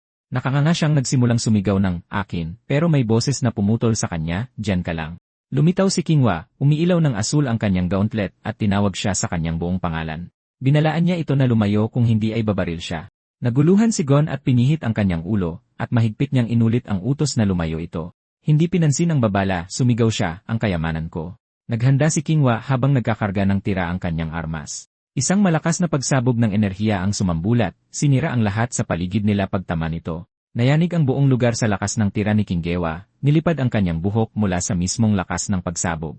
Nanlaki ang mga mata niya sa gulat. Pagtingin sa baba, nakita niya si Gon na nakatayo ng walang galos sa tabi ng nawasak na jeep. Pinagpawisan ng malamig, sumigaw siya na huwag itong gawin, pero huli na ang lahat. Kinagat na niya ang heart-shaped gem, nakapikit ang mga mata sa sobrang sarap. Isang bugso ng enerhiya ang sumabog sa paligid niya pagkadikit nito. Walang pakialam sa panganib, ninamnam ni Gon ang pagkain na parang totoong food critic na inilarawan ang shell bilang malambot pero medyo malutong. Patuloy niyang pinuri ang masaganang katas na parang dugo na kumalat sa kanyang dila, na nagdala ng bahagyang tamis. Tumatawa, inanunsyo niya na ang pinal niyang rating ay, pero naputol siya. Pinaputukan ni Chinggewa ng isang pampasabog na atake sa likod, at sumigaw si Gon sa gulat. Nagmamadaling inutusan siya ng espada, "Host, gamitin mo ang kapangyarihan ng puso." Nagtataka, tinanong niya kung ano ang pinagsasasabi nito. Ipinaliwanag nito na ang nakonsumong demonic energy ay sumapi na sa kanyang katawan, at pwede na niya itong gamitin kung kailan niya gusto. Patuloy sa pagpapaputok si Kingwa sa kanyang umiikot na armas, hindi makapaniwalang walang epekto ang mga tira niya. Inutusan siya ng espada na mag-focus sa mana, isiping umiikot ito sa loob ng demonic energy, at paganahin ito. Umilaw ang isang hugis puso na simbolo sa dibdib ni Gon nang sundin niya ang mga utos. Nagulat siya nang mapansin niyang parang lumulutang ng slow motion ang mga bala sa paligid niya. Patuloy na nagpaputok si Kinggewa ng walang katapusang ulan ng mga bala at pagsabog. Namangha si Gon at sinabing parang huminto ang oras, kaswal na naglalakad sa pagitan ng mga tira na parang walang nangyayari. Nagtataka siyang inisip kung paano patayin ang kapangyarihan. Nanlaki ang mga mata ni Kinggewa nang may mapansin siyang papalapit. Napasinghap siya, hindi maintindihan kung kailan pa ito nakalapit ng husto. Nakataas na ang espada sa mismong tabi niya. Natataranta, agad na umatras si Gon habang sumisigaw na mag-usap muna sila at nangakong babayaran ang lahat ng sinira niya. Nakatutok pa rin ang armas nito sa kanya at tinanong siya kung nabaliw na ba siya. Seryoso siyang sumagot na nasa tamang pag-isip pa siya. Itinaas ang dalawang kamay para sumuko, humingi siya ng tawad at nag-alok na bayaran ang basag na glass wall at lahat ng gastos para ipaayos ang sasakyan. Masayang-masaya si Gon habang nasusunog pa rin ang pagsabog sa background. Nagkaroon ng matinding katahimikan sa pagitan nila. Nandoon si Kinggewa bitbit ang umuusok na armas, si Gon na nakataas ang mga kamay habang lumulutang ang espada, pinagpapawisan sa kaba, asiwa siyang nagtanong kung pwede bang scrap value na lang ang bayaran niya imbes na full price. Lumabas ang isang system warning. Enchantment, ang kapangyarihan ng isang demonic entity para akitin ang isang host palapit dito. Iba-iba ang resistance ng bawat tao sa epektong ito. Pagbalik sa interrogation room, ipinaliwanag ni Dokyung na kahit immune si Gon sa corruption, mukhang wala talaga siyang panlaban sa enchantment. Ipinakita ng karma scanner ang numerong 1,190. Sinabi ni Do na kanina lang, nasa 13,000 range ito. Masyadong mabilis ang pagbaba nito. Kapag mas mataas ang numero, mukhang mas mabilis din ang karma recovery. Nagtanong si Gon kung bakit ito tumaas ng husto kahit hindi naman siya sumipsip ng kahit anong karma. Ipinaliwanag ni Dokyung na dahil ito sa demonic power na kinain niya. Naging interesado si Gon at inulit ang salitang demonic power. Niliwanag ni Dokyung na iyon ang pangalang ibinigay sa isang demonic entity na sumasapi sa katawan ng isang tao. Kapag mas ginagamit ito, mas maraming karma ang inilalabas nito mula sa loob ng host. Ibinunyag niya na ang demonic power na sumapi kay Gon ay tinatawag na torrent heart. Pinapabilis nito ang katawan hanggang sa puntong nagmimistulang slow motion ang mundo. Sa isang flashback, isang lalaki ang sumisigaw, habang lumulutang ang pumipintig na gem sa ibabaw ng ulo niya habang nilalamon siya ng mga violet na apoy. Ipinapaliwanag sa narration na isang na-corrupt na tao na hindi makontrol ang kapangyarihang iyon ay nabaliw at pumatay ng higit sa 2,000 tao sa loob lang ng 6 na segundo. Namumutla ang mukha, na-realize ni Gon na ito ang sanhi ng Widow 6-second tragedy. Ikinomento ni Dokyung na, sa totoo lang, nakakaluwag ng loob na ang isang tulad ni Gon ang kumain ng ganoon kadelikado at mataas na uring demonic power dahil ibig sabihin ay magiging ligtas siya hanggang sa araw na mamatay si Gon. Kaswal niyang idinagdag na kapag dumating ang araw na yon, mas maganda kung unang sisirain ni Gon ang sarili niyang puso. Naglabas si Gon ng isang impit na sigaw sa takot. Nagpatuloy si Dokyung. Sa kahit anong sitwasyon, kahanga-hanga na ang makayanan ang index na 10,000 habang isa ka lang level 1 awaken. Kapag nag-evolve na siya at umabot sa level 3, madali na lang ang pagkontrol sa isa o dalawang high-level na demonic power. Nagtanong si Gon kung paano siya makakapag-level up. Ipinapakita sa eksena ang mga hunter na sumusulong sa isang gubat. Kailangan lang niyang ulitin ang siklo ng pagtaas at pagbawi ng kanyang karma index habang naglalakbay sa dark zone. Nag-iisip, inulit niya ang parirala sa sarili, habang iniisip ang sariling nakikipaglaban sa mga halimaw. Pagkatapos ay nagtanong siya, hindi ba't ibig sabihin ay hindi niya kailangang sumipsip ng karma sa loob ng dark zone? Tama. Nag-atubili si Dokyung, litong-lito. Isang nakakakilabot na ngiti ang gumuhit sa mukha ni Gaon habang itinaas niya ang espada na nagbabanta malapit kay Dokyung at nagdeklara, tutusukin kita ng napakagaan. Pagkalipas ng 2 araw, lumitaw si Dukyong nabalot ng bendahe sa tabi ni Qinghua. Binati siya ni Gaon, pinuri siya sa paglabas mula sa ospital at tinanong kung ayos na ba ang pakiramdam niya. Sumagot si Dukyong na ngayon lang naging ganito kagaan ang pakiramdam niya sa buong buhay niya. Ipinakita niya ang kanyang device. Ipinaliwanag niya na dati siyang nabubuhay ng may karma index na nasa 30,000 pero salamat kay Gon, bumagsak ito sa napakababang antas. Ngayon ay mas gumaan ang ulo niya at nawala ang paninigas ng kanyang mga balikat. Tuyot na nagkomento si Qinghua na kailangan niyang patuloy na tusukin ito sa iba't ibang parte hanggang sa mahanap nila ang pinaka-epektibong lugar. Malamig niyang idinagdag na ngayong natuklasan na nila na ang lugar sa pagitan ng ika-4 at ika-6 na tadyang ang pinakamabisa. Sa susunod, sapat na ang isang saksak. Nanatili lang tahimik si Dukyong bilang tugon. Maluwag na bumulong ang boses ng espada na napakasarap ng dugo at karma nilang dalawa at gusto na nitong uminom pa agad. Bumalik si Dukyong sa usapan, ang dahilan kung bakit niya pinapunta si Gon doon ngayon. Inabutan niya ito ng folder. Bukod sa mga naunang napagkasunduang tungkulin sa pagtatago ng mga isinumpang gamit, gusto rin niyang asikasuhin ni Gon ang mga trabahong panggagamot. Nagtanong si Gon kung maituturing bang isang uri ng panggagamot ang pagsipsip ng karma. Masisiglang kinumpirma ito ni Dukyong gamit ang isang thumbs up. Isa itong makahimalang paggamot na kahit mga doktor ay hindi kayang gawin. Sa pagpirma ng kontrata, ipinaliwanag ni Qinghua ang tagal, ang mga detalye, at mga pag-ingat, sabay utos na punan nito ang impormasyon ng kanyang bank account para sa sweldo at pumirma sa iba't ibang lugar. Hiniling ni Gon na i-donate nila ang kanyang unang sweldo bawasan ng 1,000,000 isa sa ampunan ng Emmanuel. Nagulat si Dukyong sa halaga. Ipinaliwanag ni Gon na noon pa man nang nasa ampunan pa siya ay nagpasya na siyang i-donate ang kanyang unang sweldo. Nakangiti, tinapik ni Dukyong ang kanyang likod at sinabing mula ngayon, pamilya na ang turing sa kanya. Inalok niya na pwede na siyang tawagin Hyung mula ngayon, at dahil mas matanda ng 4 na taon si Agent Kang, pwede niya itong tawagin Noona. Umalma si Gon at sinabing mukhang masyadong matanda si Dukyong para tawagin Hyung. Pinagpapawisan, bumulong si Dukyong na 28 anyos pa lang siya, habang sumisigaw sa loob-loob si Gon, hindi makapaniwala kung paano nakakapagpatanda ang ganoong nakakapagod na buhay. Nagreklamo sa sarili si Qinghua na hindi sana siya naging sarhento, habang may bitbit na kahon. Inihayag niya na nagpasya ang direktor na bigyan si Gawan ng isang support talisman, binuksan ang kahon at ipinakita ang isang kumikinang na gamit sa loob. Ipinaliwanag niya na yon ang kidlat. Pinapayagan siyang magpadaloy ng kuryente sa kanyang espada para sa mga pag-atake at iba pang gamit habang sinusubukan na ng kamay ni Gawan ang singsing. Nang walang babala, direktang sinubukan niya ang kapangyarihan sa espada, na naglabas ng kuryente at sumigaw sa sakit, isinumpa siya at tinanong kung ano sa tingin niya ang ginagawa niya. Sumisigaw ang espada na papatayin siya nito, habang nakangiti lang si Gon nang walang anumang pagsisisi. Pasensya na. Na-curious, nagtanong si Gon tungkol sa isang kwintas, inaayos ito sa sariling lead. Ipinaliwanag ni Duna yon ang Demon Subjugation Necklace. Nagtataglay ito ng kapangyarihan para labanan ang mga engkanto at mental na panghihimasok. Nasasabik, nagkomento si Gon na ito na ang perpektong anting-anting para sa kanya dahil mahina siya sa mga engkanto. Mungkahi ni Dukang nasubukan ito sa isang mahinang demonyong entidad sabay bukas ng kahon. Bago pa man tuluyang mabuksan ang lalagyan, naging blangko na ang mga mata ni Gaon, at sumugod siyang sumisigaw, aking kayamanan. Habang pasigaw na hindi makapaniwala si Dookyung dahil hindi pa nga niya maayos na nabubuksan ang kahon, pabalik sa training room ng kawanihan, binati siya ni Qinghua na nakasuot ng dabo. Ipinaliwanag niya na bilang isang ahente na mayroon ding demonyong kapangyarihan, na atasan siyang sanayin siya. Pagsasamahin nila ang pangunahing pisikal na pagkondisyon at ang pagkontrol sa kanyang demonyong kapangyarihan. Sumang-ayon si Gon, at dahil napagpasyahan na nilang mag-usap ng impormal, sinabihan niya ito na maging kaswal lang sa kanya, tinatawag siyang Noona Chinggewa. Nag-atubili siya ng kaunti ngunit pumayag din at sumagot, sige nakakabatang kapatid na Gon. At habang dumadaan si Gon sa pagsasanay para makontrol ang kanyang demonyong kapangyarihan, inuulit ni Qinghua ang mantra na ang maayos na pag-iisip ay nananahan sa maayos na katawan habang sumisigaw sa sakit si Gon. Inutusan niya itong sanayin ang sarili ng unti-unti gamit ang kapangyarihan ng torrential heart sa maliliit na dosis habang tumatakbo ito't sumisigaw na mamatay na siya. Nagbago ang eksena at isang sundalo ang kumatok sa pinto na nagsabing nandyan siya para sa espesyal na paggamot. May kahibangan na ngiti, sinalubong siya ni Gon, maligayang pagdating kagalang-galang na customer, itinaas ang kanyang umiilaw na talim at inanunsyo na sasaksakin niya o gagamutin siya ng agaran. Sa hugis na anino, sumigaw ang sundalo habang natatanggap ang paggamot ng talim.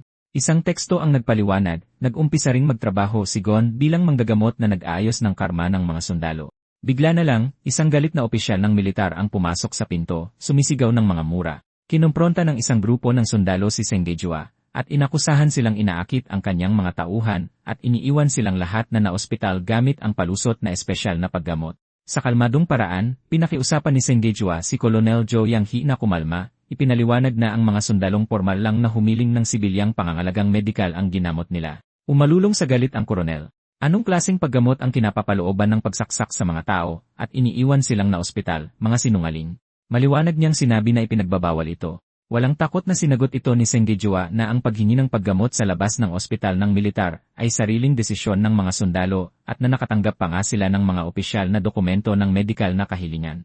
Inakusahan sila ng koronel dahil sa nakakabuwisit na paggamot na yon. 22 na sundalo ang hindi na makakakilos. Ngayon hindi na nila magawang halughugin ang susunod na portal dahil kulang sila sa tauhan. Malamig na gumanti si Senggejua na nasa limitasyon na ang karma nila. Kailangan nila ang espesyal na paggamot, sabay tanong kung plano ba nitong ipadala sila ng diretsyo sa portal sa ganoong kondisyon. Sinubukan ni Gaon na pakalmahin ang sitwasyon. Kumalma ka, Noona. Hindi niya gagawin yon. Ang ipadala sila roon ng ganoon ay garantisadong daan patungo sa korupsyon. Sinigawan siya ng koronel na manahimik, sinabing dapat handa ang mga sundalong ibuwis ang buhay nila para sa bansa at sa mga mamamayan nito. Sumigaw bilang pagsang-ayon ang mga tauhan sa likuran niya. Ang pagtakbo palayo dahil lang sa mataas ang karma ay labag sa diwa ng isang sundalo. Tama yan. Ang diwa ng isang sundalo. Dapat sundin ng sundalo ang mga utos ng walang pagtatanong. Naghagisan ng makahulugang tingin si Nagon at Ching Hua ng mapagtanto nilang, kaya ang tunay na intensyon talaga ay ipadala ang mga sundalong may mataas na karma sa Black Zone. Nagulat na kumpleto ni Gon ang iniisip habang puwersahang pinipigilan ang paggamot na maaaring magpababa ng kanilang mga antas. Lumiwanag ang kanyang mukha nang mapagtanto niya ito. Sandali. Kaya pala ganito ito. Idinuro niya ang kanyang daliri sa koronel at nagdeklara na ganap ng nalutas ang misteryo. Isa kang corrupted na individual. Nalilito, umalma ang koronel at hindi na uunawaan ang sinasabi niya, habang patuloy si Dukyong sa pag-akusa na sinusubukan niyang gawing corrupted ang mga sundalo tulad niya. Madilim na nagdeklara si Gon na siya mismo ang personal na gagamot sa kanya at walang babalang sinaksak ito ng espada, habang kumikinang ang talim ng kulay rosas na enerhiya. Sumigaw ang koronel sabay tawag sa kanya na baliw na gago habang napatili sa tuwa ang espada nang maramdaman lang ang dugo. Nagbago ang eksena. Nakasimangot si Gon sa ilalim ng nakakasilaw na araw habang nagrereklamo. Nakaluwag na naglakad siya palabas ng presinto, sabay komento na kakaiba ang pakiramdam ng hangin sa labas at ang araw pagkatapos makulong ng matagal ay nakakabulag na parabang kalalabas lang niya sa bilangguan. Naghihintay sa labas si Dukyong na nakasuot ng sunglases, kumakaway at nagbibiro na kahit isang oras lang siyang nakulong, baka dapat niya itong ibili ng tofu para ipagdiwang ang kanyang paglaya. Tumawa si Gon at nagtanong kung ano ang nangyari kay Colonel Zhou. Kaswal na sumagot si Dukang na nagwala ito pagkatapos at tuluyang nasugatan ng malubha na nangangailangan ng 14 na linggong pagpapagaling. Ipinakita sa eksena ang koronel na buong katawang nababalutan ng bendahe sa isang kama sa ospital. Galit na isinusumpa ang mga gago sa kawanihan ng administrasyon. Nilinaw ni Gon na hindi iyon ang gusto niyang malaman. Tinanong niya kung gumaling ba talaga ang koronel. Naintriga, inulit ni Dukyong, gumaling. Ipinaliwanag ni Gon na corrupted siya. Sinaksak ko siya, kaya nagamot siya ng maayos, di ba? Nagulat, tinanong ni Dukyong kung seryoso ba niya talaga itong sinaksak nang may tapat na intensyong pagalingin siya. Nalilito, sumagot si Gon na malamang ang mga corrupted na tao ay kailangang gamutin. Naiilang na ipinaliwanag ni Dukyong na ang lalaking iyon ay hindi pa nakakatapak sa loob ng Black Zone. Hindi siya nakorap. Gulat na gulat, tinanong sila ni Gon kung bakit niya ipapadala ang mga sundalo sa isang patibong. Ipinaliwanag ni Dukyong kung bababa ang bilang ng mga misyong natapos ng search team, makakasama ito sa evaluation ng kanyang promosyon. Hindi makapaniwalang napasigaw si Gon na nakakabaliw na parang hindi man lang tao ang lalaking iyon.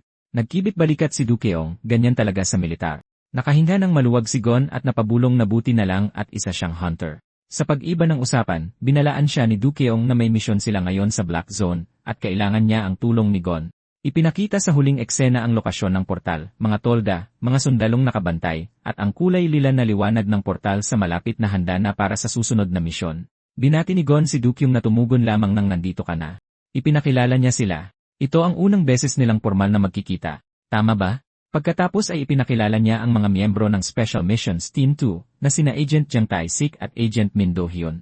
Tuwang-tuwang sinabi ni Jiang Tai-sik na ilang beses na niyang nakitang nag-ensayo si Gon at sa wakas ay magkakatrabaho na sila ngayon.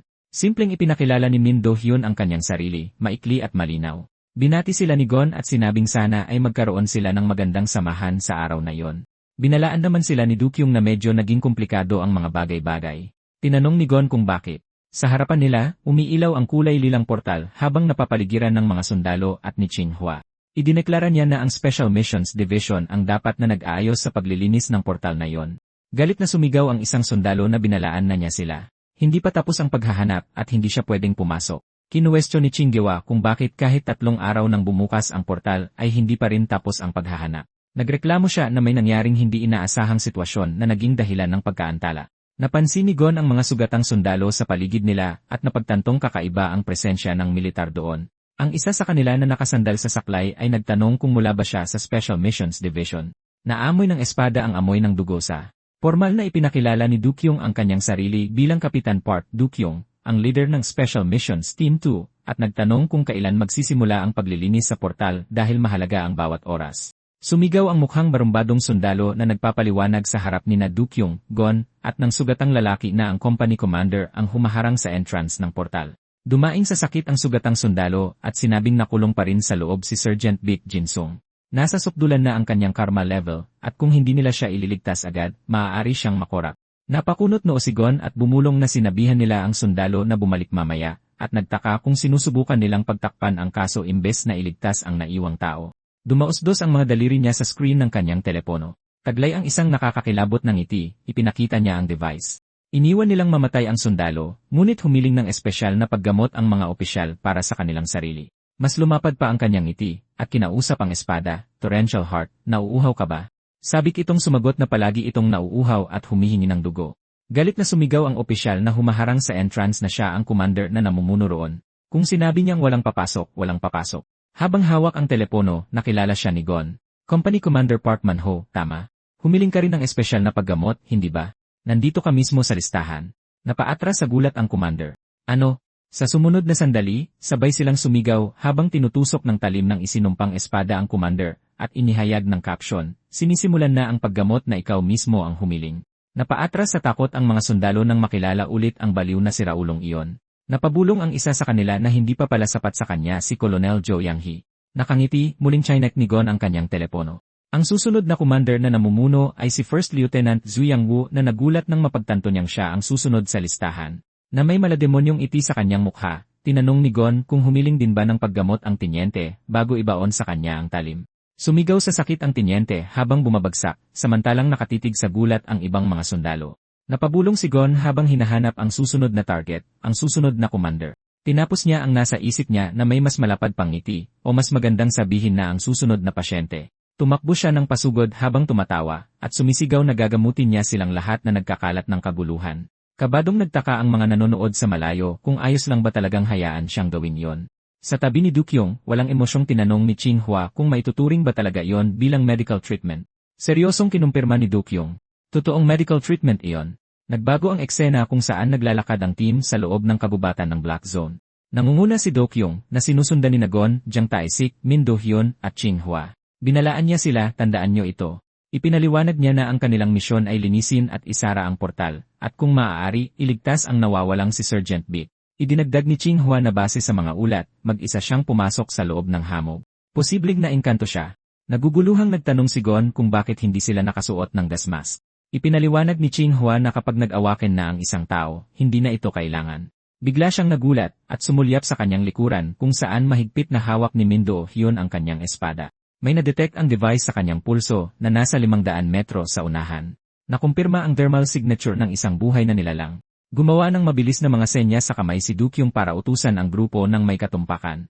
Sabay-sabay na sumulong ang lahat, nakaredy na ang mga armas, at maingat na kumikilos sa loob ng kabubatan. Inutusan ni Qinghua si Gon na pumunta sa unahan at magsilbing suporta para sa kanyang balikat.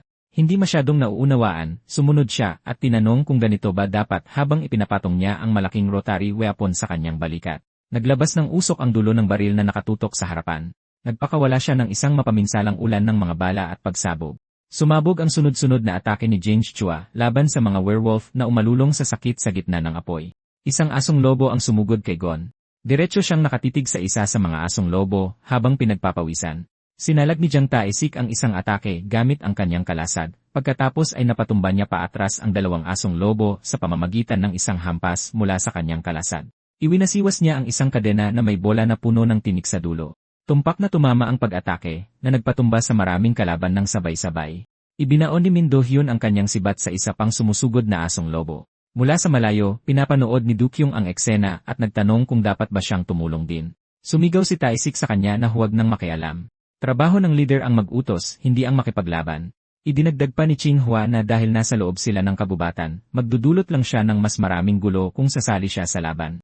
Samantala, nagrereklamo at naiinip ang isinumpang espada. Tinatanong kung bakit nakatayo lang doon si Gon at iniutos na bilisan niya at kumuha ng dugo. Komentaryo niya na parang wala na rin naman siyang dapat pang gawin doon. Medyo naguguluhang lumayo siya ng kaunti. Bigla siyang pinaligiran ng makapal na hamog. Sumigaw si Taisik ng babala tungkol sa hamog at tinatanong kung kailan ito lumitaw at kung ano ito. Tumigil si Gon nang makarinig ng isang bagay, isang tunog ng musika. May mga lumulutang na kulay lilang nota ng musika sa loob ng hamog. Naengkanto, napabulong siya kung gaano ito kaganda, habang naglalakad ng mas malalim sa loob ng hamog para sundan ang tunog. Nalilitong tinawag siya ng espada at tinanong kung saan pupunta ang nagmamay-ari sa kanya. Muli itong sumigaw na sinasabihan siyang matauhan nang biglang manumbalik ang pokus ng mga mata ni Gon, na nagulat at tila na alimpungatan mula sa isang panaginip. Lumitaw ang isang magandang elf na babae na may kulay pilak na buhok at sinabing, "Dumating ka na." Sa pagkagulat, napasigaw si Gon ng isang elf. Nakangiti siyang sumang-ayon na, ganyan ang tawag sa kanila. Tinanong ni Gon kung nakita ba niya ang isang sundalong nagngangalang Baek Jinson. Pinaliwanag niya na madalas maligaw sa hamog ang mga estranghero, kaya pinapanatili nila itong ligtas sa kanilang nayon. Kutob ng espada na kahit sino ay mahahalata na kahina-hinala ang elf. Hindi yan proteksyon. Isa yang pagdukot. Ngumiti ng banayad ang elf at tinanong kung gusto nitong sumama sa kanya papunta sa nayon. Naengkanto si Gon kaya siya'y namula at masayang pumayag. Sos! Nagpanik ang espada nang mapagtantong tuluyan na itong nawala sa sarili. Walang tigil nitong sinisigaw ang kanyang pangalan. Pero patay sila dahil naengkanto ito at hindi siya naririnig. Dahil tuluyan nang nahumaling, bumulong si Gon kung gaano kaganda na makita ang isang napakagandang tao na nagpapakita ng labis na kabaitan at nagtanong kung may magagawa ba siya bilang ganti. Habang napagtanto ng espada na mabilis nakakaipon ng karma ang pagkilos sa loob ng isang black zone. Nagliwanag ang kanyang mga mata nang maisip niya na siguradong nakaipon na ng napakaraming karma ang elf na nakatira rito. Matamis siyang nagpasalamat sa pagtrato sa kanya ng may labis na kabaitan. Mahinhin siyang sumagot na wala yon. May baliw ng ngiti, idineklara niyang dahil labis siyang nagpapasalamat, bibigyan niya ito ng kabayaran, at walang pag-aalinlangang isinaksak sa kanya ang isinumpang espada. Sumigaw siya sa sakit at gulat. Nakatawang nagkomento ang espada ng palihim na ang lalaking ito ay ang uri na nananaksak ng tao dahil lang sa purong kabutihang loob. Habang tumatawa, inutusan ni Gon ang espada na sipsipin ang lahat. Napasinghap siya, sige. Patuloy siyang nagkunwaring humihingi ng tawad at sinabihan siyang huwag nang manlaban dahil delikado ito habang sumisigaw naman ang elf sa matinding sakit. Dalawang mandirigmang elf ang lumitaw at gulat na sumigaw, "Prinsesa!" Sumigaw ang isa sa kanila at tinanong kung anong akala niyang ginagawa niya. Gulat na naulit ni Gon, "Ikaw ay prinsesa." Sumigaw siyang at iniutos na pakawalan siya agad. Itinaas ng dalawang gwardya ang kanilang mga espada na nag-uutos na pakawalan ang prinsesa at tinawag siyang isang duwag. Nauutal na sinubukan ni Gon na magpaliwanag, sinabing alam niya kung ano ang itsura nito, pero ginagamot lang daw niya ang prinsesa.